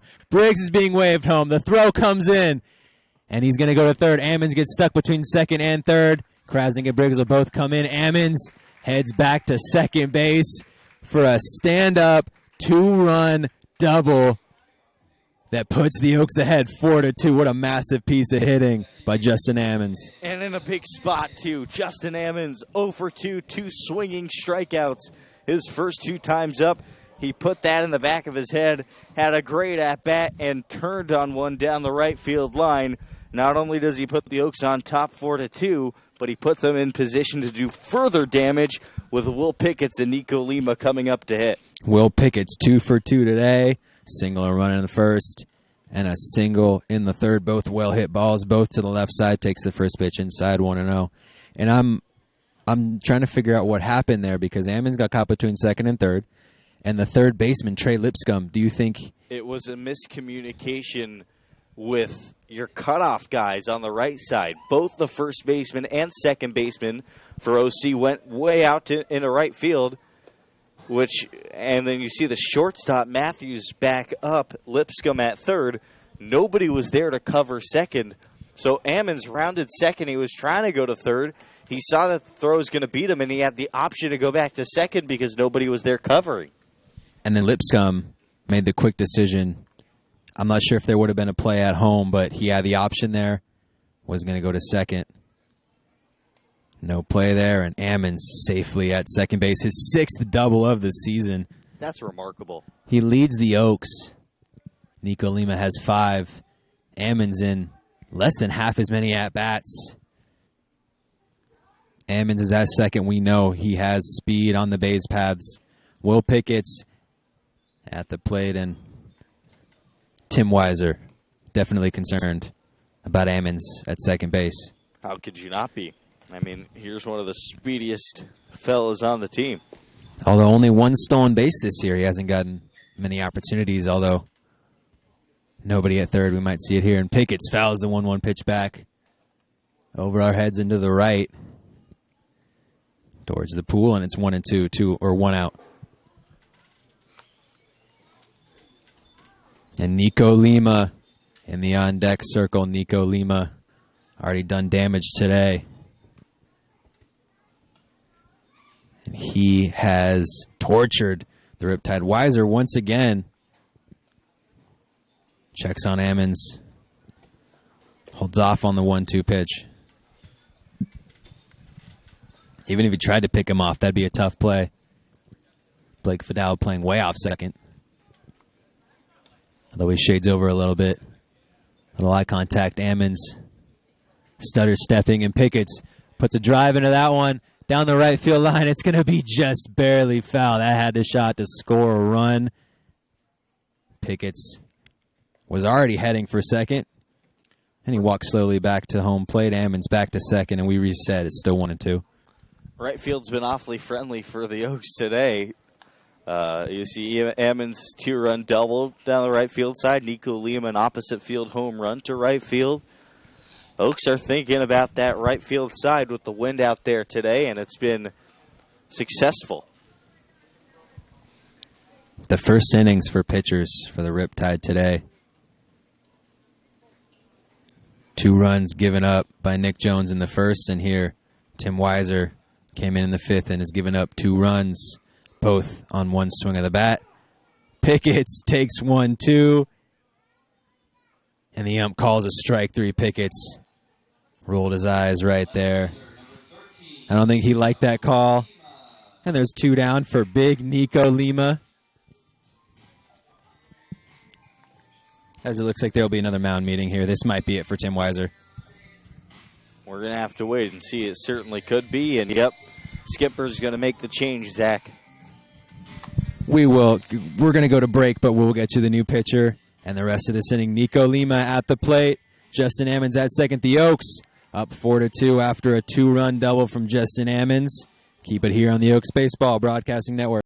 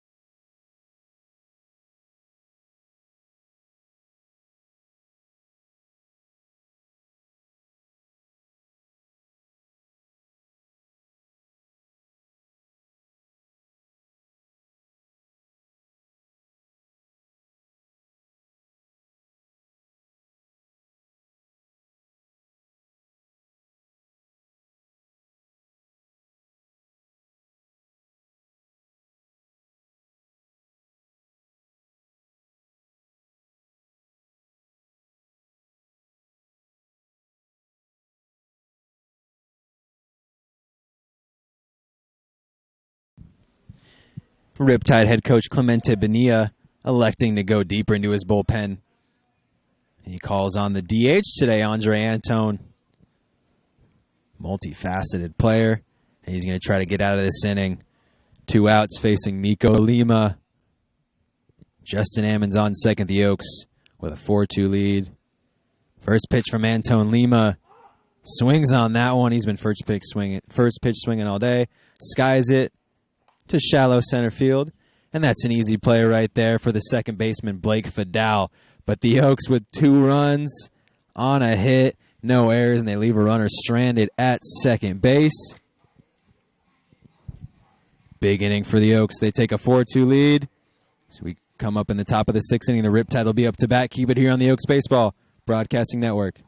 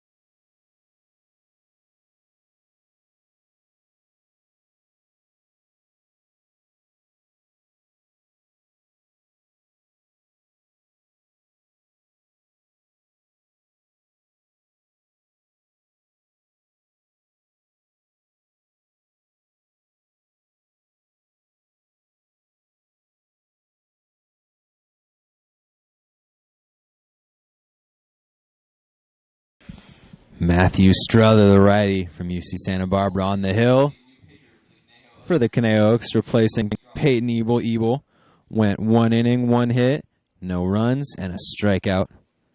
Quick inning for Ebel. That 1 hit, Trey Lipscomb infield single, and he stole second, but he was stranded. Matt Strother facing off against the first baseman, Caleb Denny.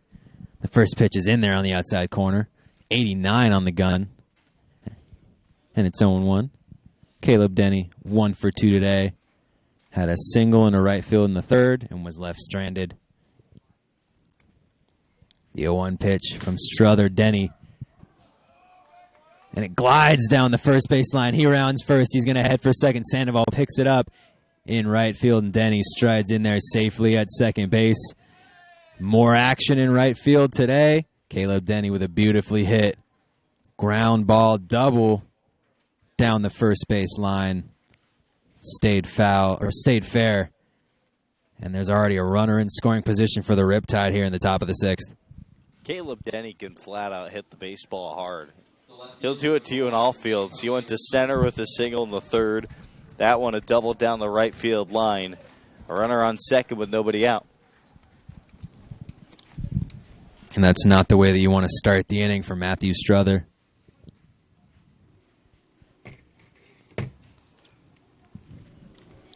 Antonio Cruz up. Cruz 0 for 1 today, walked in the second. First pitch is low. Krasnick popped up. Checking on Denny, and it's 1-0. Strother this season 0-1 in 5 innings pitched, a 10.8 ERA. 5 strikeouts, 12 hits, and 4 walks. A lot of action when he's been on the hill. As a 1-0 pitch. Checks in there as a strike on the outside corner, and it's 1-1.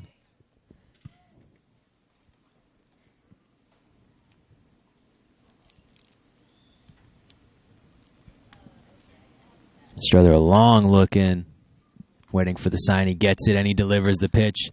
And Antonio Cruz skies it to center. Looks like Ammons is under it. He makes the play. Denny faked going to third. Took one step. Headed back. Ammons fired it in, and there's one down. Still with a runner on second here for the catcher, Joshua Solomon. It's a big game for the Oaks, I feel. And I think it's big for a couple reasons. Number one, you want to get your second win in a row. But I think settling into, how to win ball games is going to be important for this team because they've played well enough to win ball games. They haven't learned to win together, per se. They haven't figured out their formula to get the job done.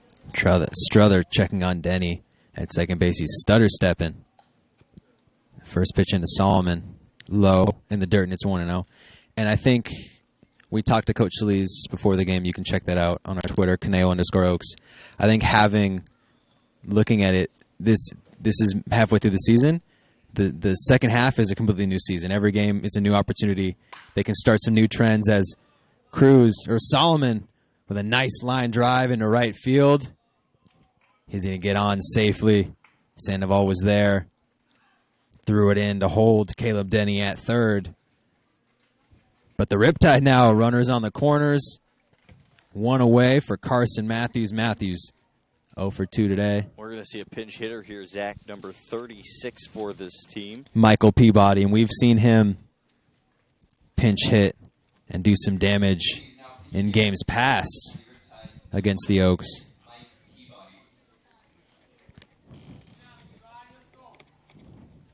Peabody, 6'4", left-handed hitter at UC Irvine from Newport Beach, California. 6'4", 190. He's 2 for 6 against the Oaks this summer with 3 runs scored. And he has a chance here against Matthew Strother. Joshua Solomon on first. Caleb Denny on third. The first pitch is low. 76 right there from Strother, and it's 1-0. This is such an important inning. And there's no one up in the bullpen, so this will absolutely, for the time being at least, be Strother's inning to finish. The Oaks just taking a 4-2 lead in the bottom of the fifth, looking to hold on to it as that 1-0 pitch is outside, and again, and it's 2-0. Michael Peabody this season, in 10 games, has 34 at-bats, hitting .294. 7 singles, 2 doubles, and a triple. 7 RBIs as he lines that one right over the head of the first base coach, Todd Yost. Ducks under that one. And it's a foul ball. And it's 2-1. And to have a guy like Michael Peabody that you can bring in off the bench, who's a bat that can come in and make a difference immediately, that's such a luxury to have. As he grounds that one in the hole in between the first and second baseman, and that'll score a run. Caleb Denny comes in. Joshua Solomon slides in at third. Michael Peabody with an RBI single, and it's 4-3 now. The Oaks holding on to a 1-run lead for the sixth. But the Riptide still runners on the corners, only one down. Blake Fidal up. Not a bad pitch by Matt Strother. He's just one stroke of good luck from being out of this inning. Instead, Michael Peabody finds the hole on the right side of the infield and makes it a 4-3 ball game. Blake Fidal 0 for 2 today. Struck out swinging in the second. Popped out to the first baseman to end the fourth.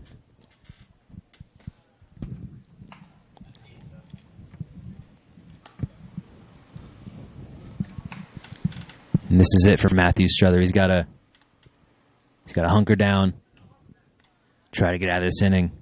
Still with the 1-run lead.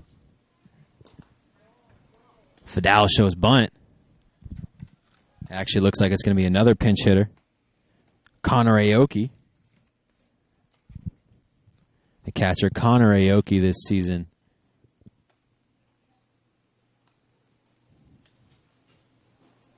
Where is it? 3 home runs, 16 RBIs, another guy, a pinch hitter, and he lines that one to first. A tough play for Jacob Castro, bounces off of his glove. Solomon's going to come in to score. Peabody stuck between third and home. He was rounding the base, and he slides past. Whoa, what a play from Peabody. Alex Briggs had him dead in his sights. Peabody somehow stayed in the base paths, slipped past Alex Briggs, got safely back to third base. Connor Aoki at second, and this game is tied 4-4. That's an incredible individual effort by Michael Peabody, who was sent from third. He had no business being sent. He was going to be out for by a mile. So he turns back, goes back to third base, and jukes Alex Briggs out of his shoes and gets back to third. That's just a spectacular play. To not even go outside of the base paths at the same time. Very impressive. That's one of those plays on Madden that you make and you get really excited about. First pitch from Struther to Connor Obi, leadoff hitter. It's outside and it's 1-0. And all of a sudden the Oaks are tied 4-4, and the Riptide have taken control back of this game. Their leadoff hitter who swings through that pitch right there from Struther, the high fastball, and it's 1-1. This is another big spot. 2 runners in scoring position for the Riptide. OB 0 for 3 today. Reached first and scored on an error by Reese Matheson. That opened up this game. Ended up scoring on a 4-3 fielder's choice. And that line drive from Obi bounces off the glove of Matt Struther. Peabody comes in to score. Fidel comes in to score. Obi gets to second base. And the Riptide 6-4 lead, a 4-run top of the 6th inning. And that's tough on Matthew Struther, and Coach Lee is going to come out to chat with the righty from UC Santa Barbara. And we've seen this lineup, the Riptide, run off 7-run innings before, run off 4-run innings before. They're so potent. They have so much firepower, and you talk about when you have your bottom of the order, 7, 8, 9 hitters, 3 straight hits, all 3 coming in to score. That's dominant. That's a dominant lineup. The Riptide do what you're supposed to do with fastballs over the middle of the plate in the low to mid 80s. And they crush them. They crush them to all fields. That's what's happened. This is a 5-run inning for the Riptide, and Matt Struther simply hasn't caught enough corners today. He's missing dead center right at the belt, and you know these D1 hitters on the Riptide, they're going to mash it. The Riptide already 4 runs and 5 hits. Connor Obi on second. Dylan Rock, who may be the Riptide's best hitter, up to the plate. Rock already 2 for 3 today. And Struther there was looking for the pickoff play at second. Nothing doing there. Obi gets back safely. Obi once again with the lead. First pitch to Rock is up and in. Rock turns away from it, and it's 1-0. The Oaks, who held a 4-2 lead coming into this inning, now trail 6-4. The Riptide so far today, 6 runs, 8 hits, 1 error. The Oaks 4 runs on 4 hits and 2 errors.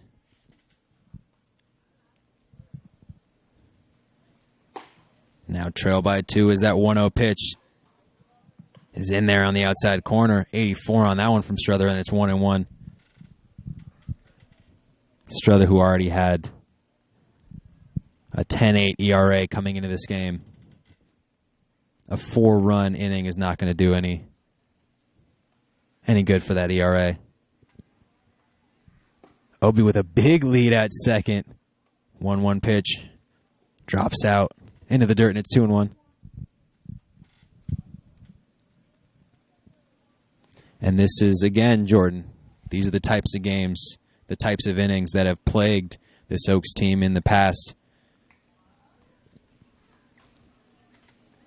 2-1 pitch is inside once again, and it's 3-1. See some action in the Oaks bullpen. Matt Struther still only 1 out in the inning. He's struggling to find the zone right now. It's delicate balance. If you're just going to lay one over to Dylan Rock, he'll crush it. He's got 2 hits, a double and a triple today. Rock fouls that one back right towards us. Jordan with his left hand up. Luckily the netting is in front of us. Did you? I did. It's a proven fact. The Riptide 4 straight singles. 5 hits in this inning. Caleb Denny led off with a double. Joshua Solomon, Michael Piatti, Blake Fidel, and Connor Obi all with singles. Obi's running on that pitch. 3-2, and it's fouled off by Dylan Rocky. Stays alive.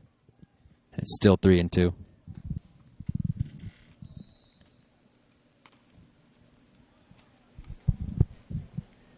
Dylan Rock, 11 RBIs on the season. Second on the Riptide, only to Connor Aoki. Has a chance right here to add another one. Struther checks on Obi at second. Checks again. Here's the 3-2 pitch, and he gets Dylan Rock swinging. A huge strikeout for Matthew Struther. Blows by him with a fastball. His first of the game, and there's 2 down now in the top of the 6th. Trey Lipscomb, 1 for 3 today with an RBI, a single, a stolen base, and a strikeout. He's had a busy day. There's 2 down now. Still a runner on second. Struther trying to get out of this inning. Give the Oaks a chance. Down 2. That's a line drive, and that'll touch down in the gap. A big hit from Trey Lipscomb. Connor Obi will easily come in to score. Lipscomb rounding second, heading to third. The relay throw is not in time to Alex Briggs. Trey Lipscomb with a triple, a tray for Trey. And that's an RBI. And the Riptide up 7-4. Have put a 5 spot on the Oaks on Matthew Struther here in the top of the 6th. 5 runs on 6 hits. They have a single, a double, and a triple. Only a home run away from a cycle in this inning. And it looks like that might be it for Matthew Struther as Andre Antone waits in the on-deck circle.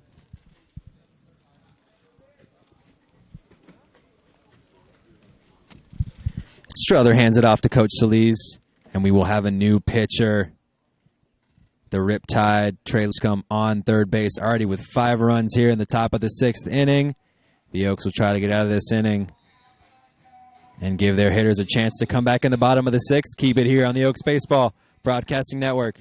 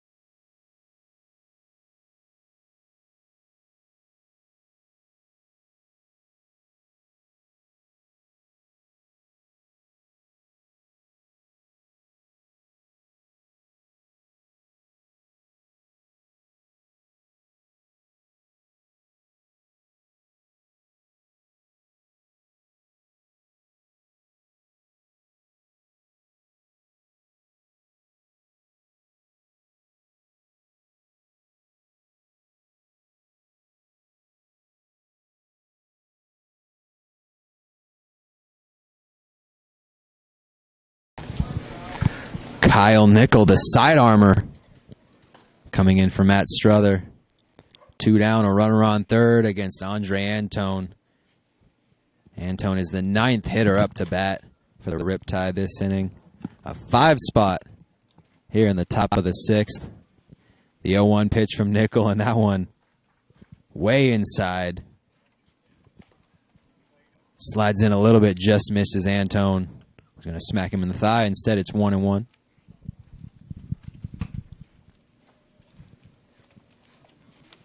One pitch, and that one 79 on the off speed. Swung through by Antone, and it's 1-2.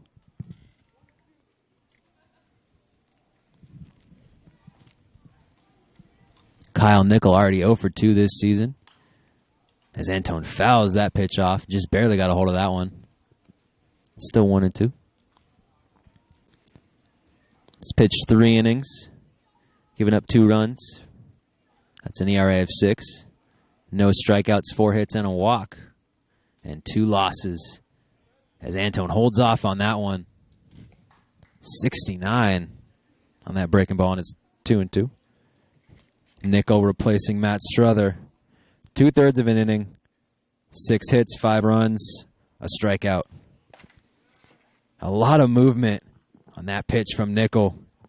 Came outside, broke back, but doesn't quite get in the strike zone, and it's a full count. Andre Antone, who has hit and pitched today, closed out the bottom of the 5th. And he swings and misses right there. Chats with the umpire a little bit. And Kyle Nickel strikes out the one batter he faces. But the OC Riptide, 5 runs on 6 hits, an error, and they leave a runner stranded at third. They lead 7-4 now. The Oaks will be up to bat in the bottom of the 6th. Keep it here on the Oaks Baseball Broadcasting Network.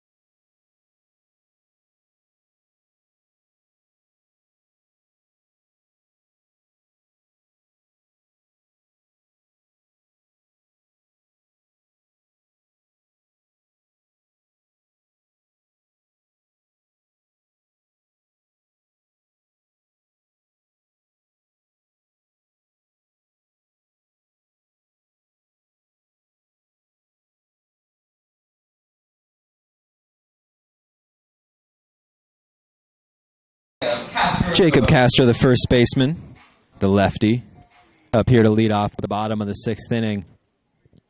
And the Oaks close the 5th inning up 4-2. And a brutal top of the 6th where they saw 5 OC Riptide cross the plate. It really was a Riptide. And they ripped open a 7-4 lead. Jacob Castro trying to do his best to start off this inning. Come back in this game, which the Oaks have done many times before. Fouls the first pitch off. And it's 0-1. Castro 0 for 1 today. Struck out swinging in the first. And walked in the 4th, although he was doubled up on a failed hit and run. A line out to the second baseman. Andre Antone back out on the hill. That one's a little bit outside, 1-1. Came in, faced one batter to close out the bottom of the 5th. So he's been perfect so far. 1-1 to Castro here. That one misses outside, and it's 2-1.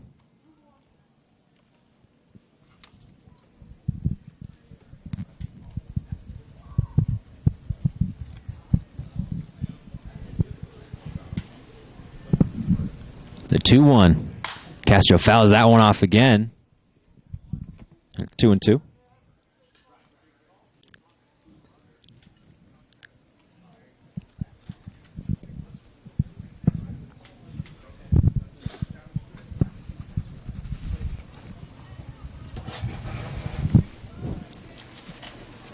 Antone stares in for the sign, delivers the 2-2. Castro swings through it, fouls it off, right into the catcher's mitt, and that's the first out of the inning. One down for Tyler Odekirk.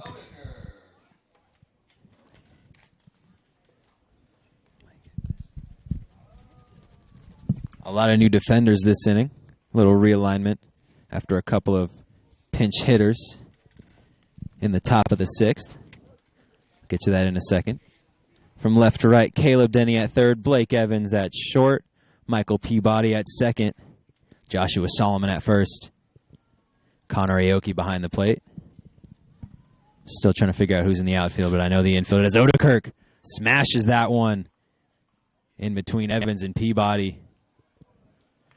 And actually, that's Trey Lipscomb at second, not Michael Peabody. And Odekirk on with a single. One down. Jalen Parks, the DH, up now. Parks, 0 for 1 today, walked in the second inning and struck out swinging in the fourth.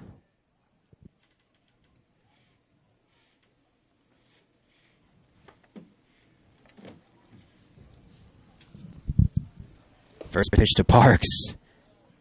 Beautiful breaking ball, 67 right there. Parks did not know what to do with it. Great pitch from Antone, and it's 0-1.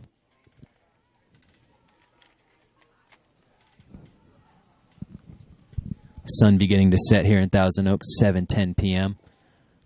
It's been a beautiful day. The 0-1's in the dirt, and it's 1-1.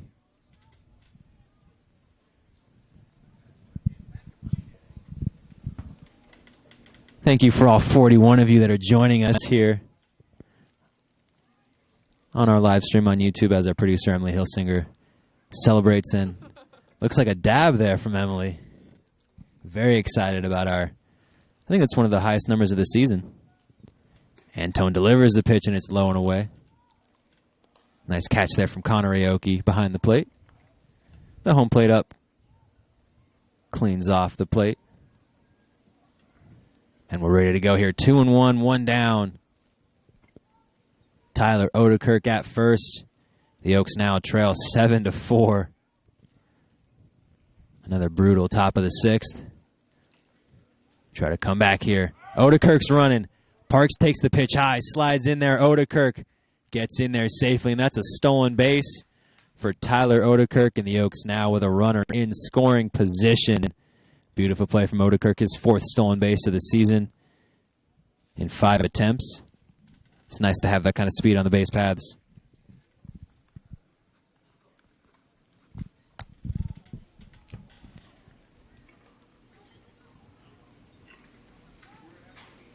Jalen Parks, 1 RBI this year, has a great chance to add to that total. Antone checks on Odekirk at second. Parks flies it into right field. Odekirk tagging up at second. He's going to head to third, and he goes back. What a cannon from the right fielder. Dylan Rock. Are you kidding me with that throw? You talk about a big league prospect. He's showing off all the talents, showing off hits for average, hits for power right there. What a rocket on him. This guy he's an animal. At the plate, in the field. As a freshman in 2018, it was an all-conference USA freshman team. He made 46 starts that year. He hit 287 as there's a first pitch strike to Raul Sandoval. Beautiful breaking ball. This past season, Dylan Rock was even better, believe it or not. How about 327 with 2 triples, 3 homers, 40 RBIs. this guy has a bright future in front of him. The 0-1 pitch. That one slides outside. 89 on that fastball. Loud contact with the mitt. It's 1-1. Raul Sandoval, 0 for 2 today. Struck out swinging his last time up. Trying to start this comeback. Antone checks on Odekirk at second, and that one's in there on the outside corner, 86. Raul Sandoval up to the plate. Tyler Odekirk at second. 1-2 count, 2 outs. Oaks trail by 3 here in the bottom of the 6th inning as the sun begins to set. Odekirk dribbles off of second, the ground ball to the third baseman. That'll be an easy play for Caleb Denny. And the Oaks, no runs on a hit, no errors, and they leave Tyler Odekirk stranded at second base. They still trail 7-4 as we head to the top of the 7th inning. The Riptide will be up to bat looking to expand on their 3-run lead. Keep it here on the Oaks Baseball Broadcasting Network.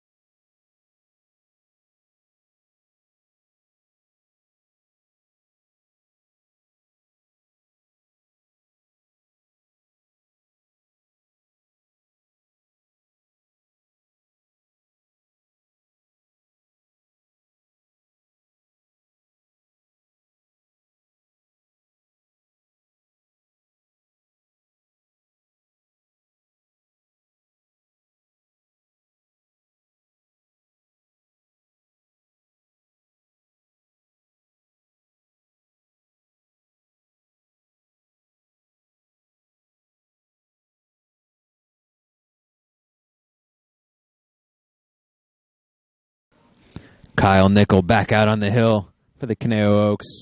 It trails 7-4. Caleb Denny up to bat for the OC Riptide. Handling play-by-play in the 7th, 8th, and 9th is Jordan Brenner. Jordan. Thank you, Zach. Great job today. 7-4 Riptide. And still the pitcher for Conejo is Kyle Nickel. First pitch is down and away to Caleb Denny. He's 2 for 4 with a double and a single today. 2 for 3, excuse me. 1 ball, no strikes. Nichols' delivery is 77 on a heater. That sinks down in the zone for a strike, 1-1. Tonight, the second Democratic National for President of the United States. The 1-1 slides down and in, 2-1. Yeah, featuring people like Joe Biden and Kamala Harris, Bernie Sanders on stage tonight. 2-1, skied, very shallow into center. In fact, it's going to be the second baseman, Will Pickett's, to make the catch for the first out. And next up is Antonio Cruz.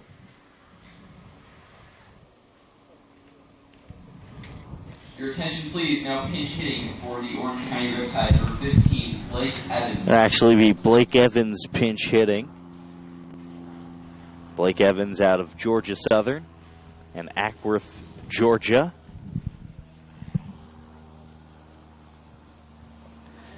Anyway, the debate got me thinking. There's quite a history of presidents and baseball, so I thought we'd talk about it during this inning. See a pause as the umpire is just fulfilling some paperwork there on the field.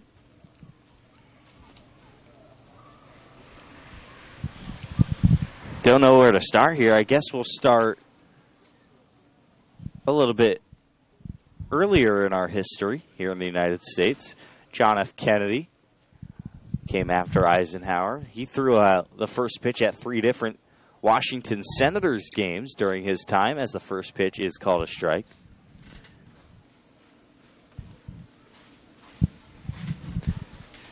Kennedy was a Red Sox fan, but he only threw first pitches in D.C. Ground ball to the right side. Diving stop, Castro. The pitch back to Nickel covering.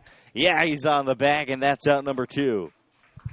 A sliding grab by Castro and the pitch back to the pitcher.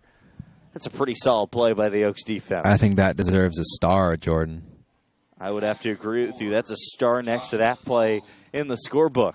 Fantastic play from Jacob Castro, getting his jersey a little dirty. That's worth it.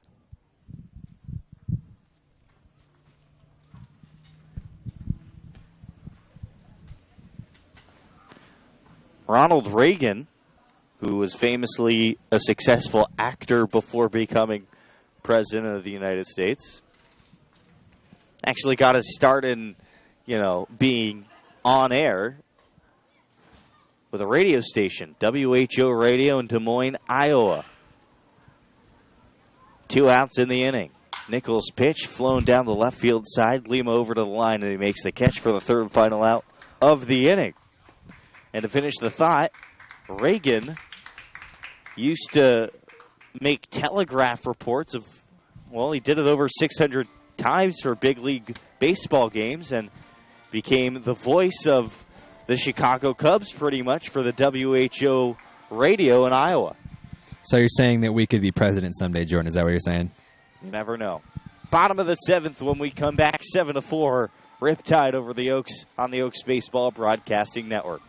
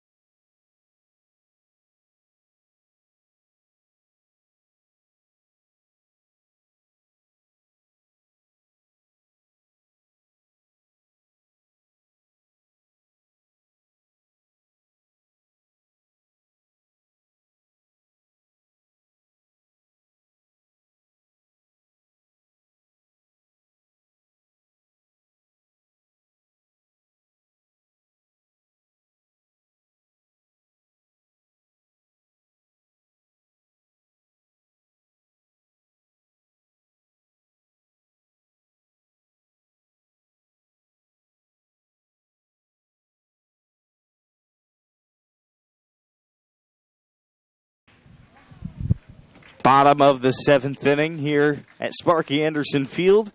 Daniel Krasnick leads off and takes an off-speed pitch from Andre Antone down and away, 1-0. Reiteration of the Riptide field. They've made a bunch of changes today. Michael Peabody is in left field after pinch hitting. Breaking ball for a strike, 1-1. Connor Obie still in center and Dylan Rocks in right field.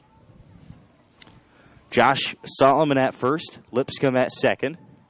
Carson Matthews at shortstop and Caleb Denny, the third baseman.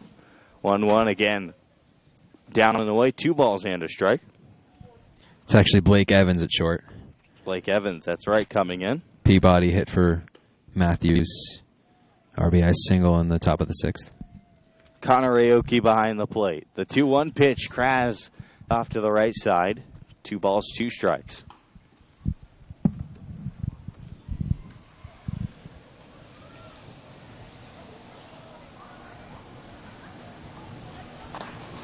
Dwight Eisenhower, the 34th president of the United States. Before wanting to be president, he had an ambition to play in the major leagues. 2-2 is high and the count is full. He was quoted saying that his ambition was to be a real major league ball player, a real professional like Honus Wagner. Full count. Kraz takes and walks again. And he leads off the 7th for the Oaks with a base on balls. His second straight at bat with a walk. He's now 0 for 1. Alex Briggs next. He's 0 for 1 with a strikeout and a walk. And it looks like pinch runner's going to come in, and it's our friend Zach Kamenko who joined us on the broadcast earlier today. He's had a busy day. Little color, interviewee, and now running the bases, and he may get a chance to bat in the 8th or 9th if the Oaks can go on a little bit of a run.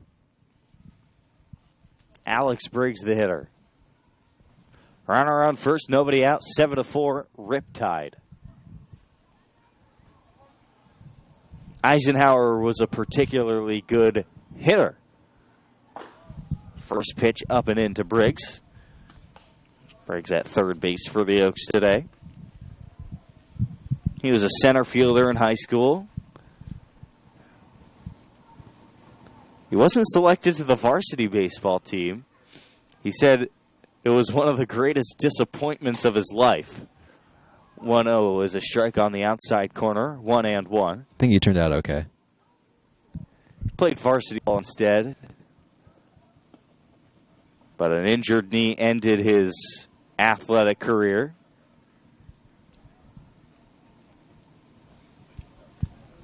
One ball, one strike. Breaking ball, chopped to third. Backhand stop, Denny to second for 1. The relay back to first. Gets away from the first baseman, Solomon. But Briggs doesn't go anywhere. That's going to be a 5-4 fielder's choice. Out at second is Kamenko. And here comes Justin Emmons. Last time up, he connected with a 2-run RBI double. That was to right field. Before that, he struck out twice, swinging.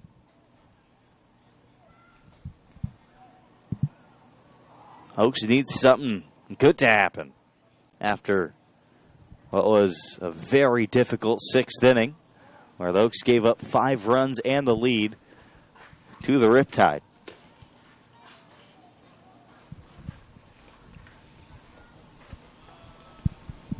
Which president was Dwight Eisenhower? Jordan, do you know your presidents? The 34th. Does it say right in front of you, or do you just know it? Well, ask me another one. I'm flipped on another page. I don't know him. That's why I'm asking. Ammons takes a strike. 0-1. I'm pretty good with my presidents. I'm a journalist. I'm not a historian, sir. Mm-hmm. They're connected. Not with sports. Ball is actually called outside to Ammons. And the next pitch, called a strike, 1-1.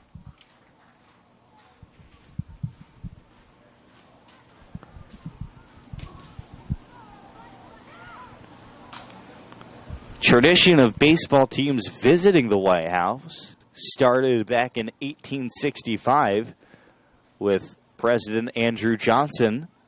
It doesn't say it here, but he was the 17th president, Zach. Wow. The 1-1 pitch fouled out of play to the left side. 1-2.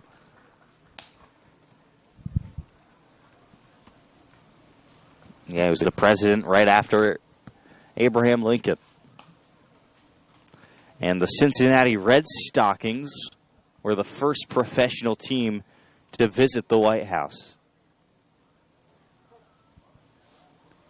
But that team came when Ulysses S. Grant was president. Fouled off, 1-2, still to Ammons. The tradition started with Johnson. He only made the invitation. The team couldn't make it. The first team came the next president for Ulysses S. Grant. Number 18. Nice. He can count by one. Absolutely. That's pretty impressive, Zach. I know. 1 ball and 2 strikes.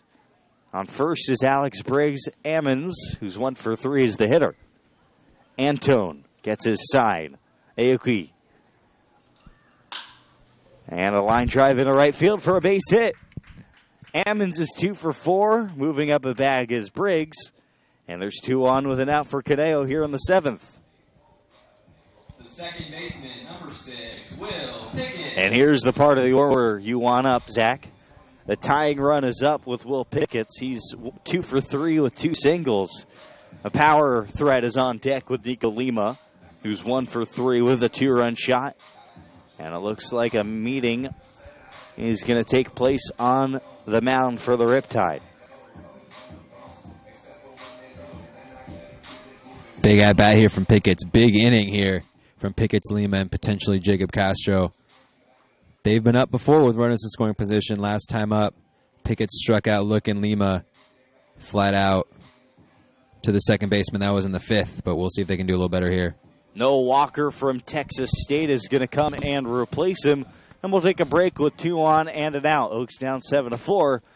Back in a second in the bottom of the 7th on the Oaks Baseball Broadcasting Network.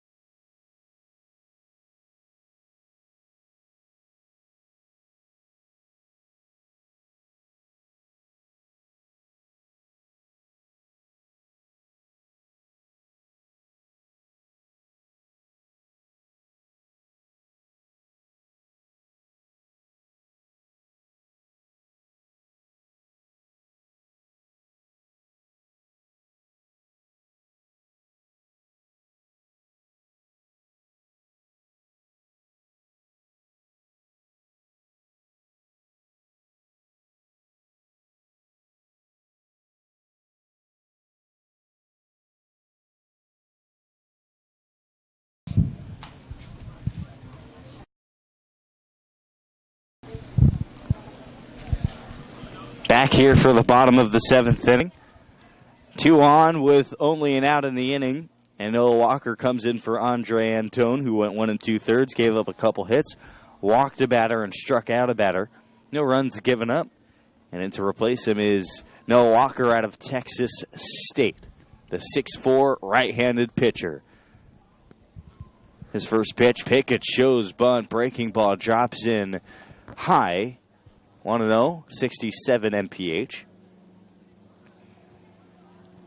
Walker last pitched at State in 2018. 270 ERA in 6 2/3. Struck out 3, walked 4. 1-0 to Pickett's. Tying run at the plate for Caneo. The pitch is taken at 89. 2 balls, no strikes.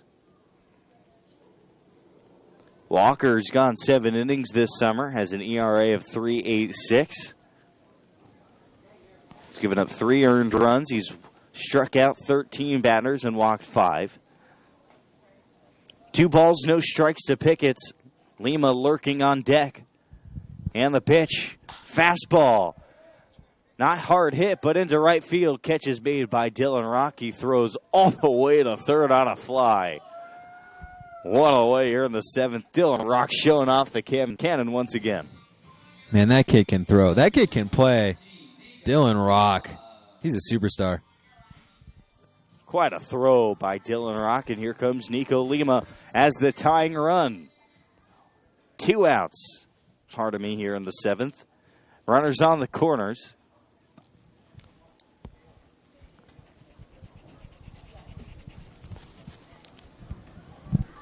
First and second for Lima. Swing and a drive out to deep center field. Obi back, looks up. It is off the wall in center field.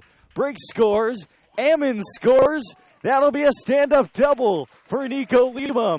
And he's driven in 4 runs today for the Oaks. It's 7-6 Riptide. And that thing was about a foot away from being out of here. Slipped right over the head of Obi, right at the base of the wall. Any other part of the field, that's a 3-run shot, and this is a tie game, but another great piece of hitting. Nico Lima, 4 RBIs today. What a day. And Jacob Castro will hit, trying to tie this game here in the 7th. Running out of sunlight here at Sparky Anderson. It's been a 2-hour and 30-minute game so far. The lefty Castro takes a first pitch, fastball high and away, a ball, 1-0. Oaks looking for their in a row, trying to respond to a 5-run 6th inning for the Riptide here. Lima off of second. The righty Walker sets. The lefty takes the pitch high and outside. 2 balls, no strikes to Castro. Tyler Odekirk is on deck.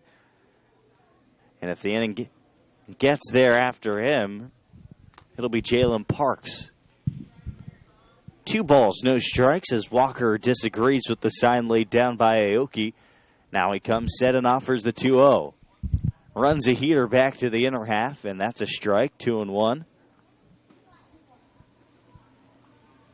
It's the golden hour here in Thousand Oaks, California. Shadows all over the left side of the infield and much of left field.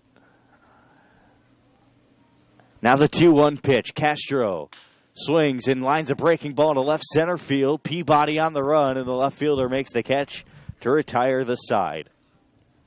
But the Oaks strike for 2 runs on 2 hits, no errors, and they leave a runner aboard. They're right back in it. 7-6. Riptide through 7. 8th inning when we return on the Oaks Baseball Broadcasting Network.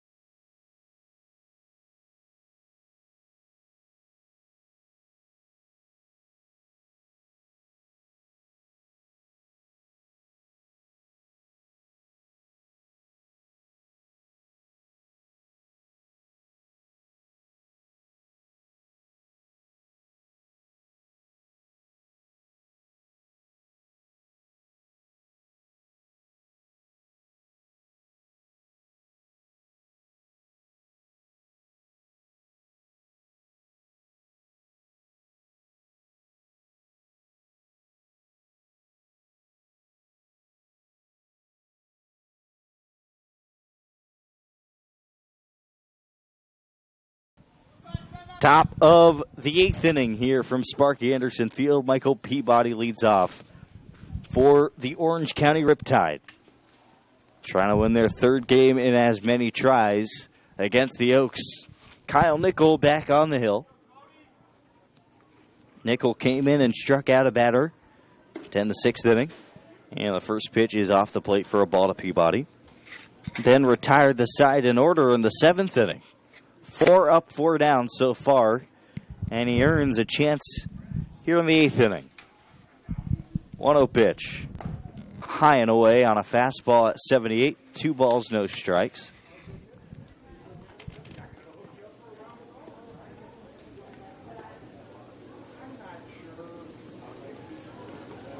The 2-ball, no strike pitch. Swing and a miss on a fastball outside. 2-1. This Riptide team, they love to score in bunches against the Oaks. Put up a 5 spot in the 6th inning today. 7 spot last week, and the 2-1 hits Peabody on his right knee.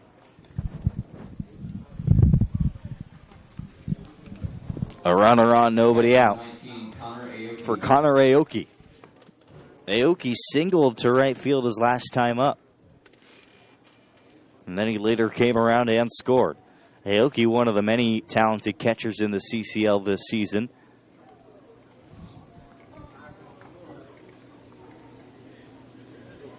Runner goes from first, and that's going to be an easy stolen bag. Throw goes into center field.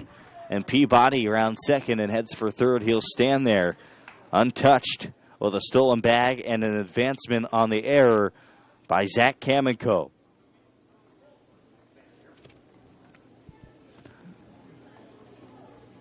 So an insurance runner on third with nobody out to Aoki. Aoki's hitting .328 this summer with a team high 3 home runs. Grounds one through the middle for a base hit and an RBI. It's the Tide 8 and the Oaks 6. Hit by pitch, a stolen bag and an error.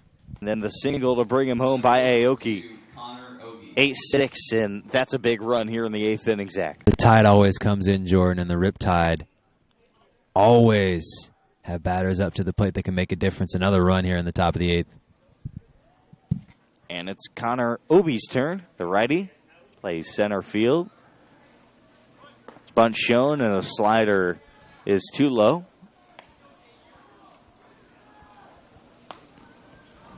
One ball, no strikes. Castro in at first. He's on the bag, trying to keep the runner close. And the next pitch is fouled off.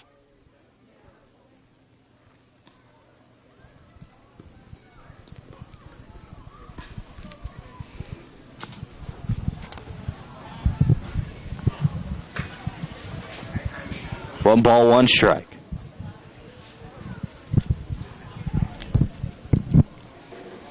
The pitch, cracked foul.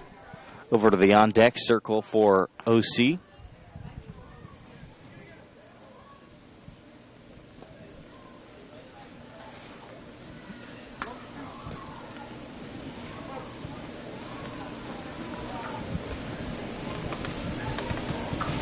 One, two, and a throw over back to first, and runner slides back in safely. Caneo will be in Compton tomorrow to take on the Academy Barons.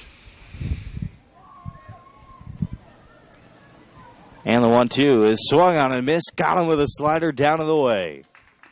Second strikeout of the game for Kyle Nickel.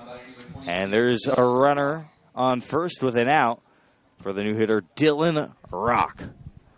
And Zach, he's shown off today. Not only at the plate where he has 2 hits, a double and a triple, but also in the field with his electric arm. He does have a cannon, Jordan, and he's got quite the bat. A lot of pop, a lot of gap power. He can hit to all fields. He's just an electric talent. Truly a 5-tool guy. Swing and a miss. Runner goes from first on the hit and run, and the runner will be tagged out on a perfect throw by Kamenko. Aoki out at second, 2 away here in the top of the 8th. We saw a bad throw earlier this inning from Kamenko right there. Recovers. perfect throw. Beat Aoki by a mile on the failed hit and run. So now it's 0-1 against Dillon Rock.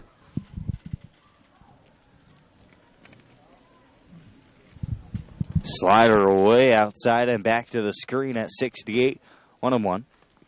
Join us for that game in Compton tomorrow.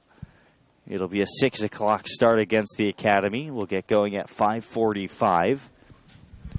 That is the second and final trip to Compton this summer for a regular season contest. 1-1 and tied 2-1. We'll also be there for the CCL All-Star Game at MLB Youth Academy, though we won't be broadcasting that game. Last year, the rights to that broadcast went to Fox Sports. It was a heated bidding war between the Oaks Baseball Broadcasting Network and Fox. Fly ball to right field, and Sandoval corrals it near the line to end the inning. A run on a hit, no errors, none left. And the bottom of the eighth will occur after we come back in an 8-6 ball game on the Oaks Baseball Broadcasting Network.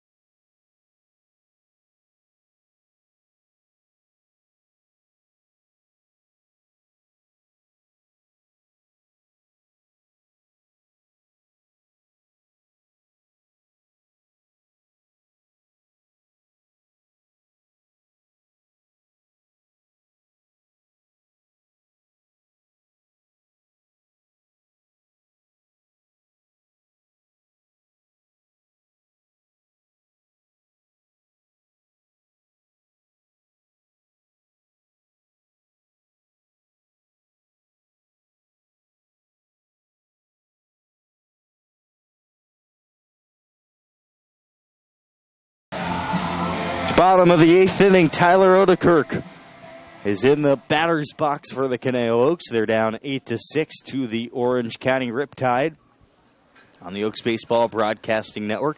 Jordan Brunner and Zach Engberg, Emily Hilsinger doing production for us today. Sun setting here in Sparky Anderson.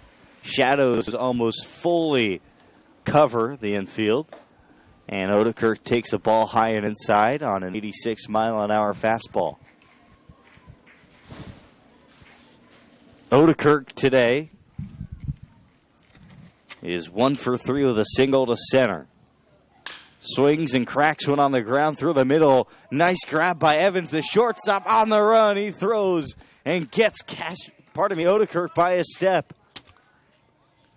One away. Really nice stop, really nice throw.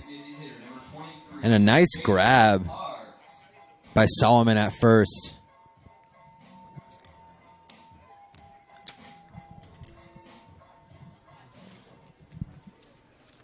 Here's Jalen Parks, the DH. He's 0 for 2 with a walk. Swings and flies the first one out to right field. And the right fielder, Dillon Rock, makes the catch. Called off Lipscomb, the second baseman, at the last second. And Raul Sandoval is the final hope for the Oaks. Sandoval is 0 for 3. Fly out to center, a strikeout, and a ground out to third. And before anything else, Jordan, it looks like there's been another realignment. It looks like it's Trey Lipscomb back at third, Andre Antone at second, Caleb Denny back at first, Blake Evans still at short. Down and away on a heater. Thank you for staying on top of that, Zach. Moving everyone around today. 1-0 to Sandoval. Swings and lines it to the left field. There's a base hit for Raul. And he finally is aboard today with a single. It's a big hit for Raul. He's been scuffling lately, 0 for 3 yesterday. He was 0 for 3 the day before that. The catcher, number 7, Zach Kamenko. Breaks quite a long 0 for, so that's a good feeling for Sandoval at first base. And here's Zach Kamenko. This is Kamenko's first at-bat today. Daniel Krasnick got the first 3 out of this spot in the order. Kamenko takes a strike at 89. Kras finishes the day 0 for 1 with a strikeout. He walked twice.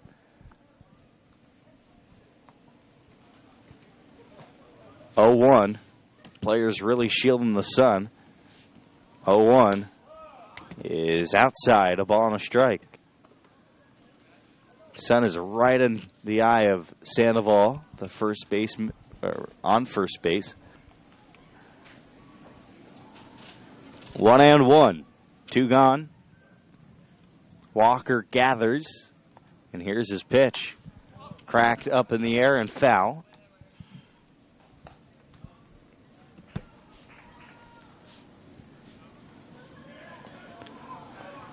A run in the first inning, a run in the third inning, and 5 in the 6th inning, and then another one in the 8th inning for Orange County. Series of 2-run innings for the Oaks. Breaking ball high, and Walker thought that was strike 3 to end the inning. Oaks got 2 in the first, 2 in the 5th, and 2 in the 7th. Now the set from Walker. And the righty gets his sign. The 2-2 pitch, swing, and it's fouled back to the screen. 89 on the fastball.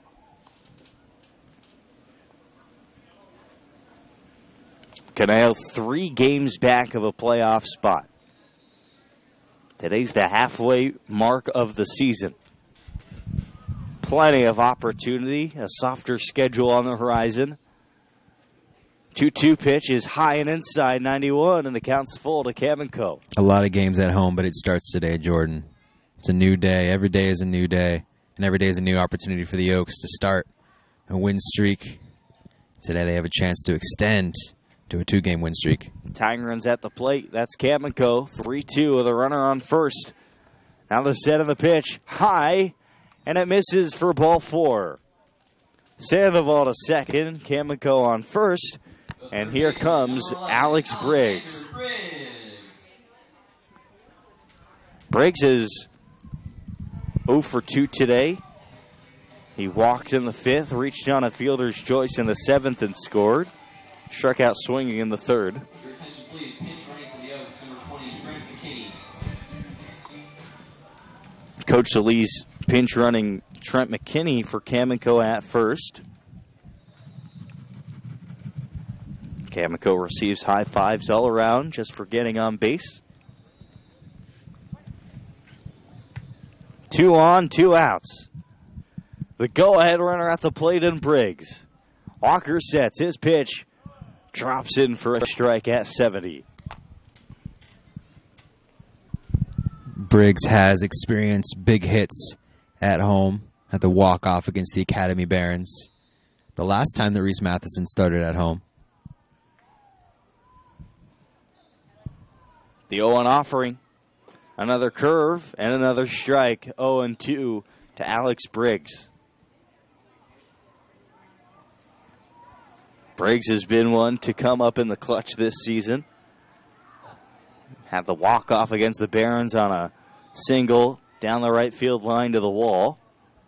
0-2 pitch.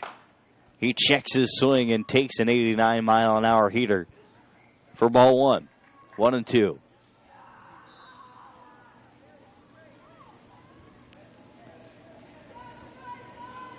Oaks are 3-7 in their last 10 games.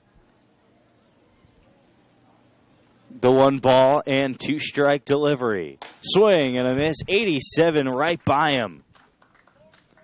And Noah Walker strikes out his first batter of the game and gets through the 8th inning untouched. No runs on a hit, no errors, 2 left. Top of the 9th when we return, 8-6. Orange County on the Oaks Baseball Broadcasting Network.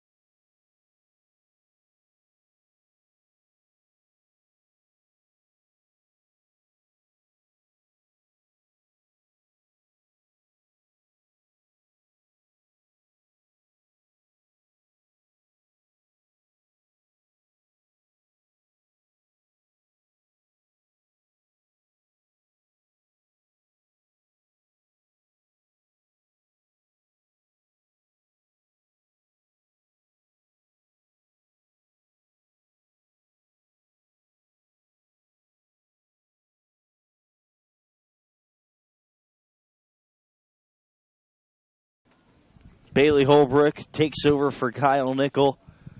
In the top of the 9th inning, Nickel went 2 1/3, gave up a hit and a run, didn't walk anybody, and struck out 2. Holbrook starts off with a fastball high and tight to the new hitter. This is Troy Lipscomb from Tennessee. He is 1 for 4 in today's ball game with a triple and a single. Also a stolen bag. And the 1-0 pitch. Shows bunt and pulls. And it's 2-0 on a 76-mile-an-hour off-speed pitch. Holbrook's gone 1 1/3 innings this summer. He's faced 6 batters and given up 1 run. It was earned. His ERA is 6.76 with a strikeout and a walk. Run back 79 miles an hour fastball for a strike. 2-1. Holbrook trying to keep the lead for Orange County at 2, give the Oaks a chance to come back in the bottom half. And he misses on the 2-1 low, 3 balls and a strike. Approaching the 8 o'clock hour here in Thousand Oaks.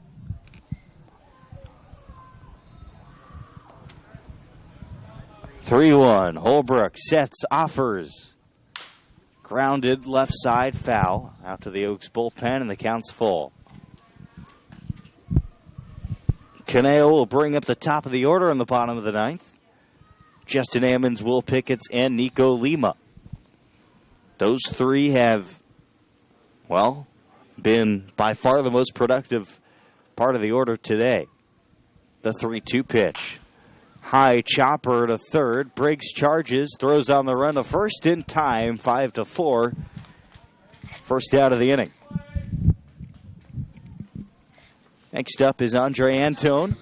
Good pitch there by Holbrook, a 2-seamer that ran back, and he did what we were supposed to do. As a bullpen arm, he kept the ball down in the zone and forced a chopper. It's difficult. He's only had, I believe, 2 appearances this season, only an inning and a third on the mound, and a lot of time in between the appearances. To come out and get the first batter against his potent lineup is a good sign.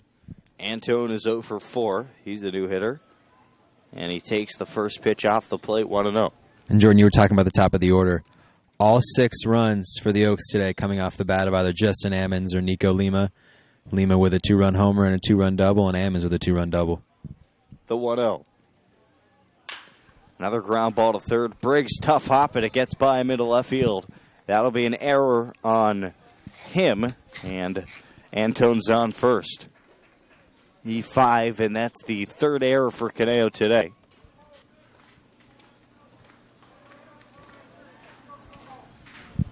Tough hop for Briggs, but a play he needs to make. And actually, it looks like they're going to mark it as a hit. But yeah, that's a tough play. That's a play that you have to make. Runner on first. Outside 1-0. And now they rule an error officially, the fourth of the ball game for Caneo. 1 ball, no strikes with a runner on first. Caleb Denny, the hitter. He's 2 for 4. The lefty takes outside, 2 balls, no strikes. Some action in the Oaks bullpen, but this is Holbrook's inning. Looking for a grounder to end the inning here. 2 balls and no strikes. Antone off first, 8-6. Orange County outside, 79. 3 balls, no strikes.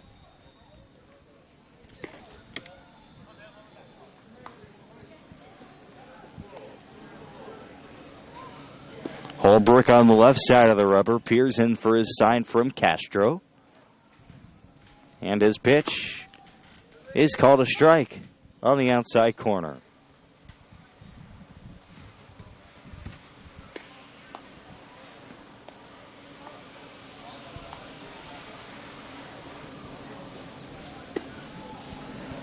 Now the 3-1.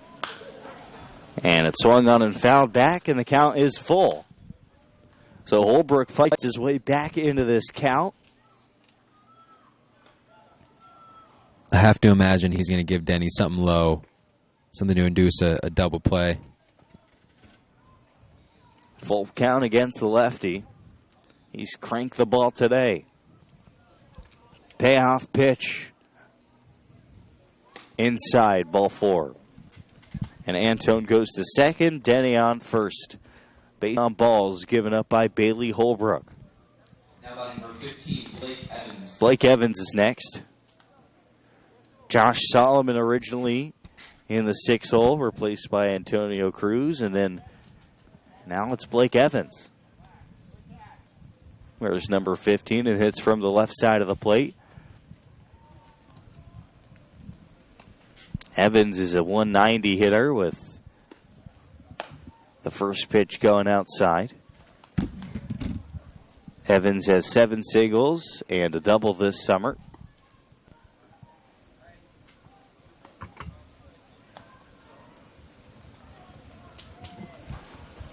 Want to know from Holbrook. He's been missing to the outer half to lefties. Antone dancing off of second, and the pitch is outside, 2-0.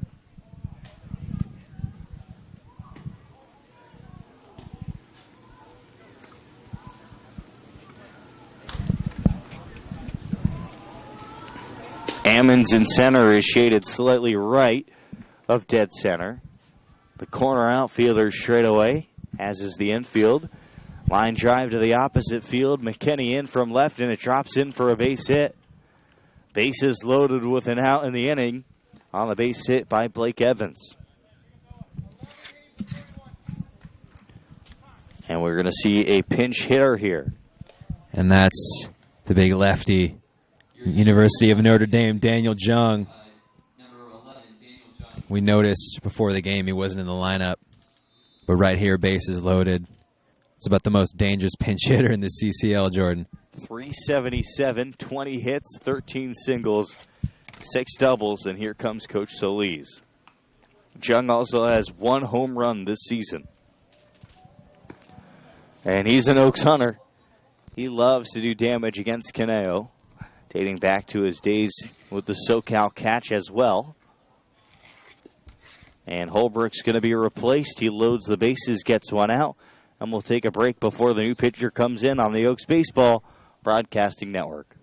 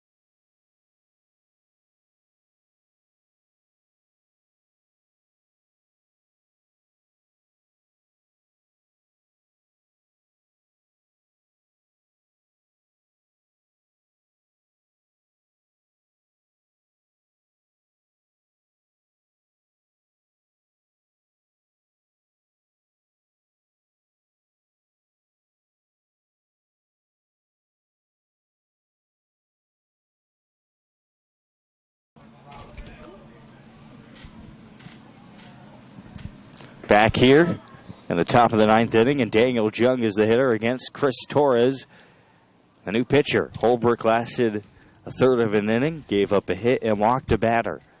Bases loaded for Orange County, 8-6. They lead, looking for more padding. Jung swings and lifts one to the opposite field. Well hit down the line. McKinney loses his hat, and the ball drops in fair territory, rolls all the way to the wall. Antone scores, Denny scores, and the throw to third is not in time. Blake Evans slides in safely on a stand-up double by Daniel Jung. It's another tough play defensively. That's hard to make ranging to your right. But he just blew right past it. He overshot it. I think he thought it was going to go foul. It landed just fair inside the line. It looks like the umps are discussing possibly if it was fair or not. But that's a tough play right there. Possibly. 2 runs coming to score. I think they might even be talking about how bright it is outside at this point. I mean, you start games at 5 p.m. with no lights in the ballpark. That's a tough task to get the game in under 3 hours every time. You can see right there. I'm obviously I'm not in McKinney's head, but when it gets darker, even something as simple as the sun starts to set, the light starts to go, that can make a difference on a play right there for Trent McKinney in the outfield. Having the natural light, and then all of a sudden gets to 8:07 p.m. You can't see as well. And Coach Solis is getting a little bit angrier and angrier. I think the umps want to call this game.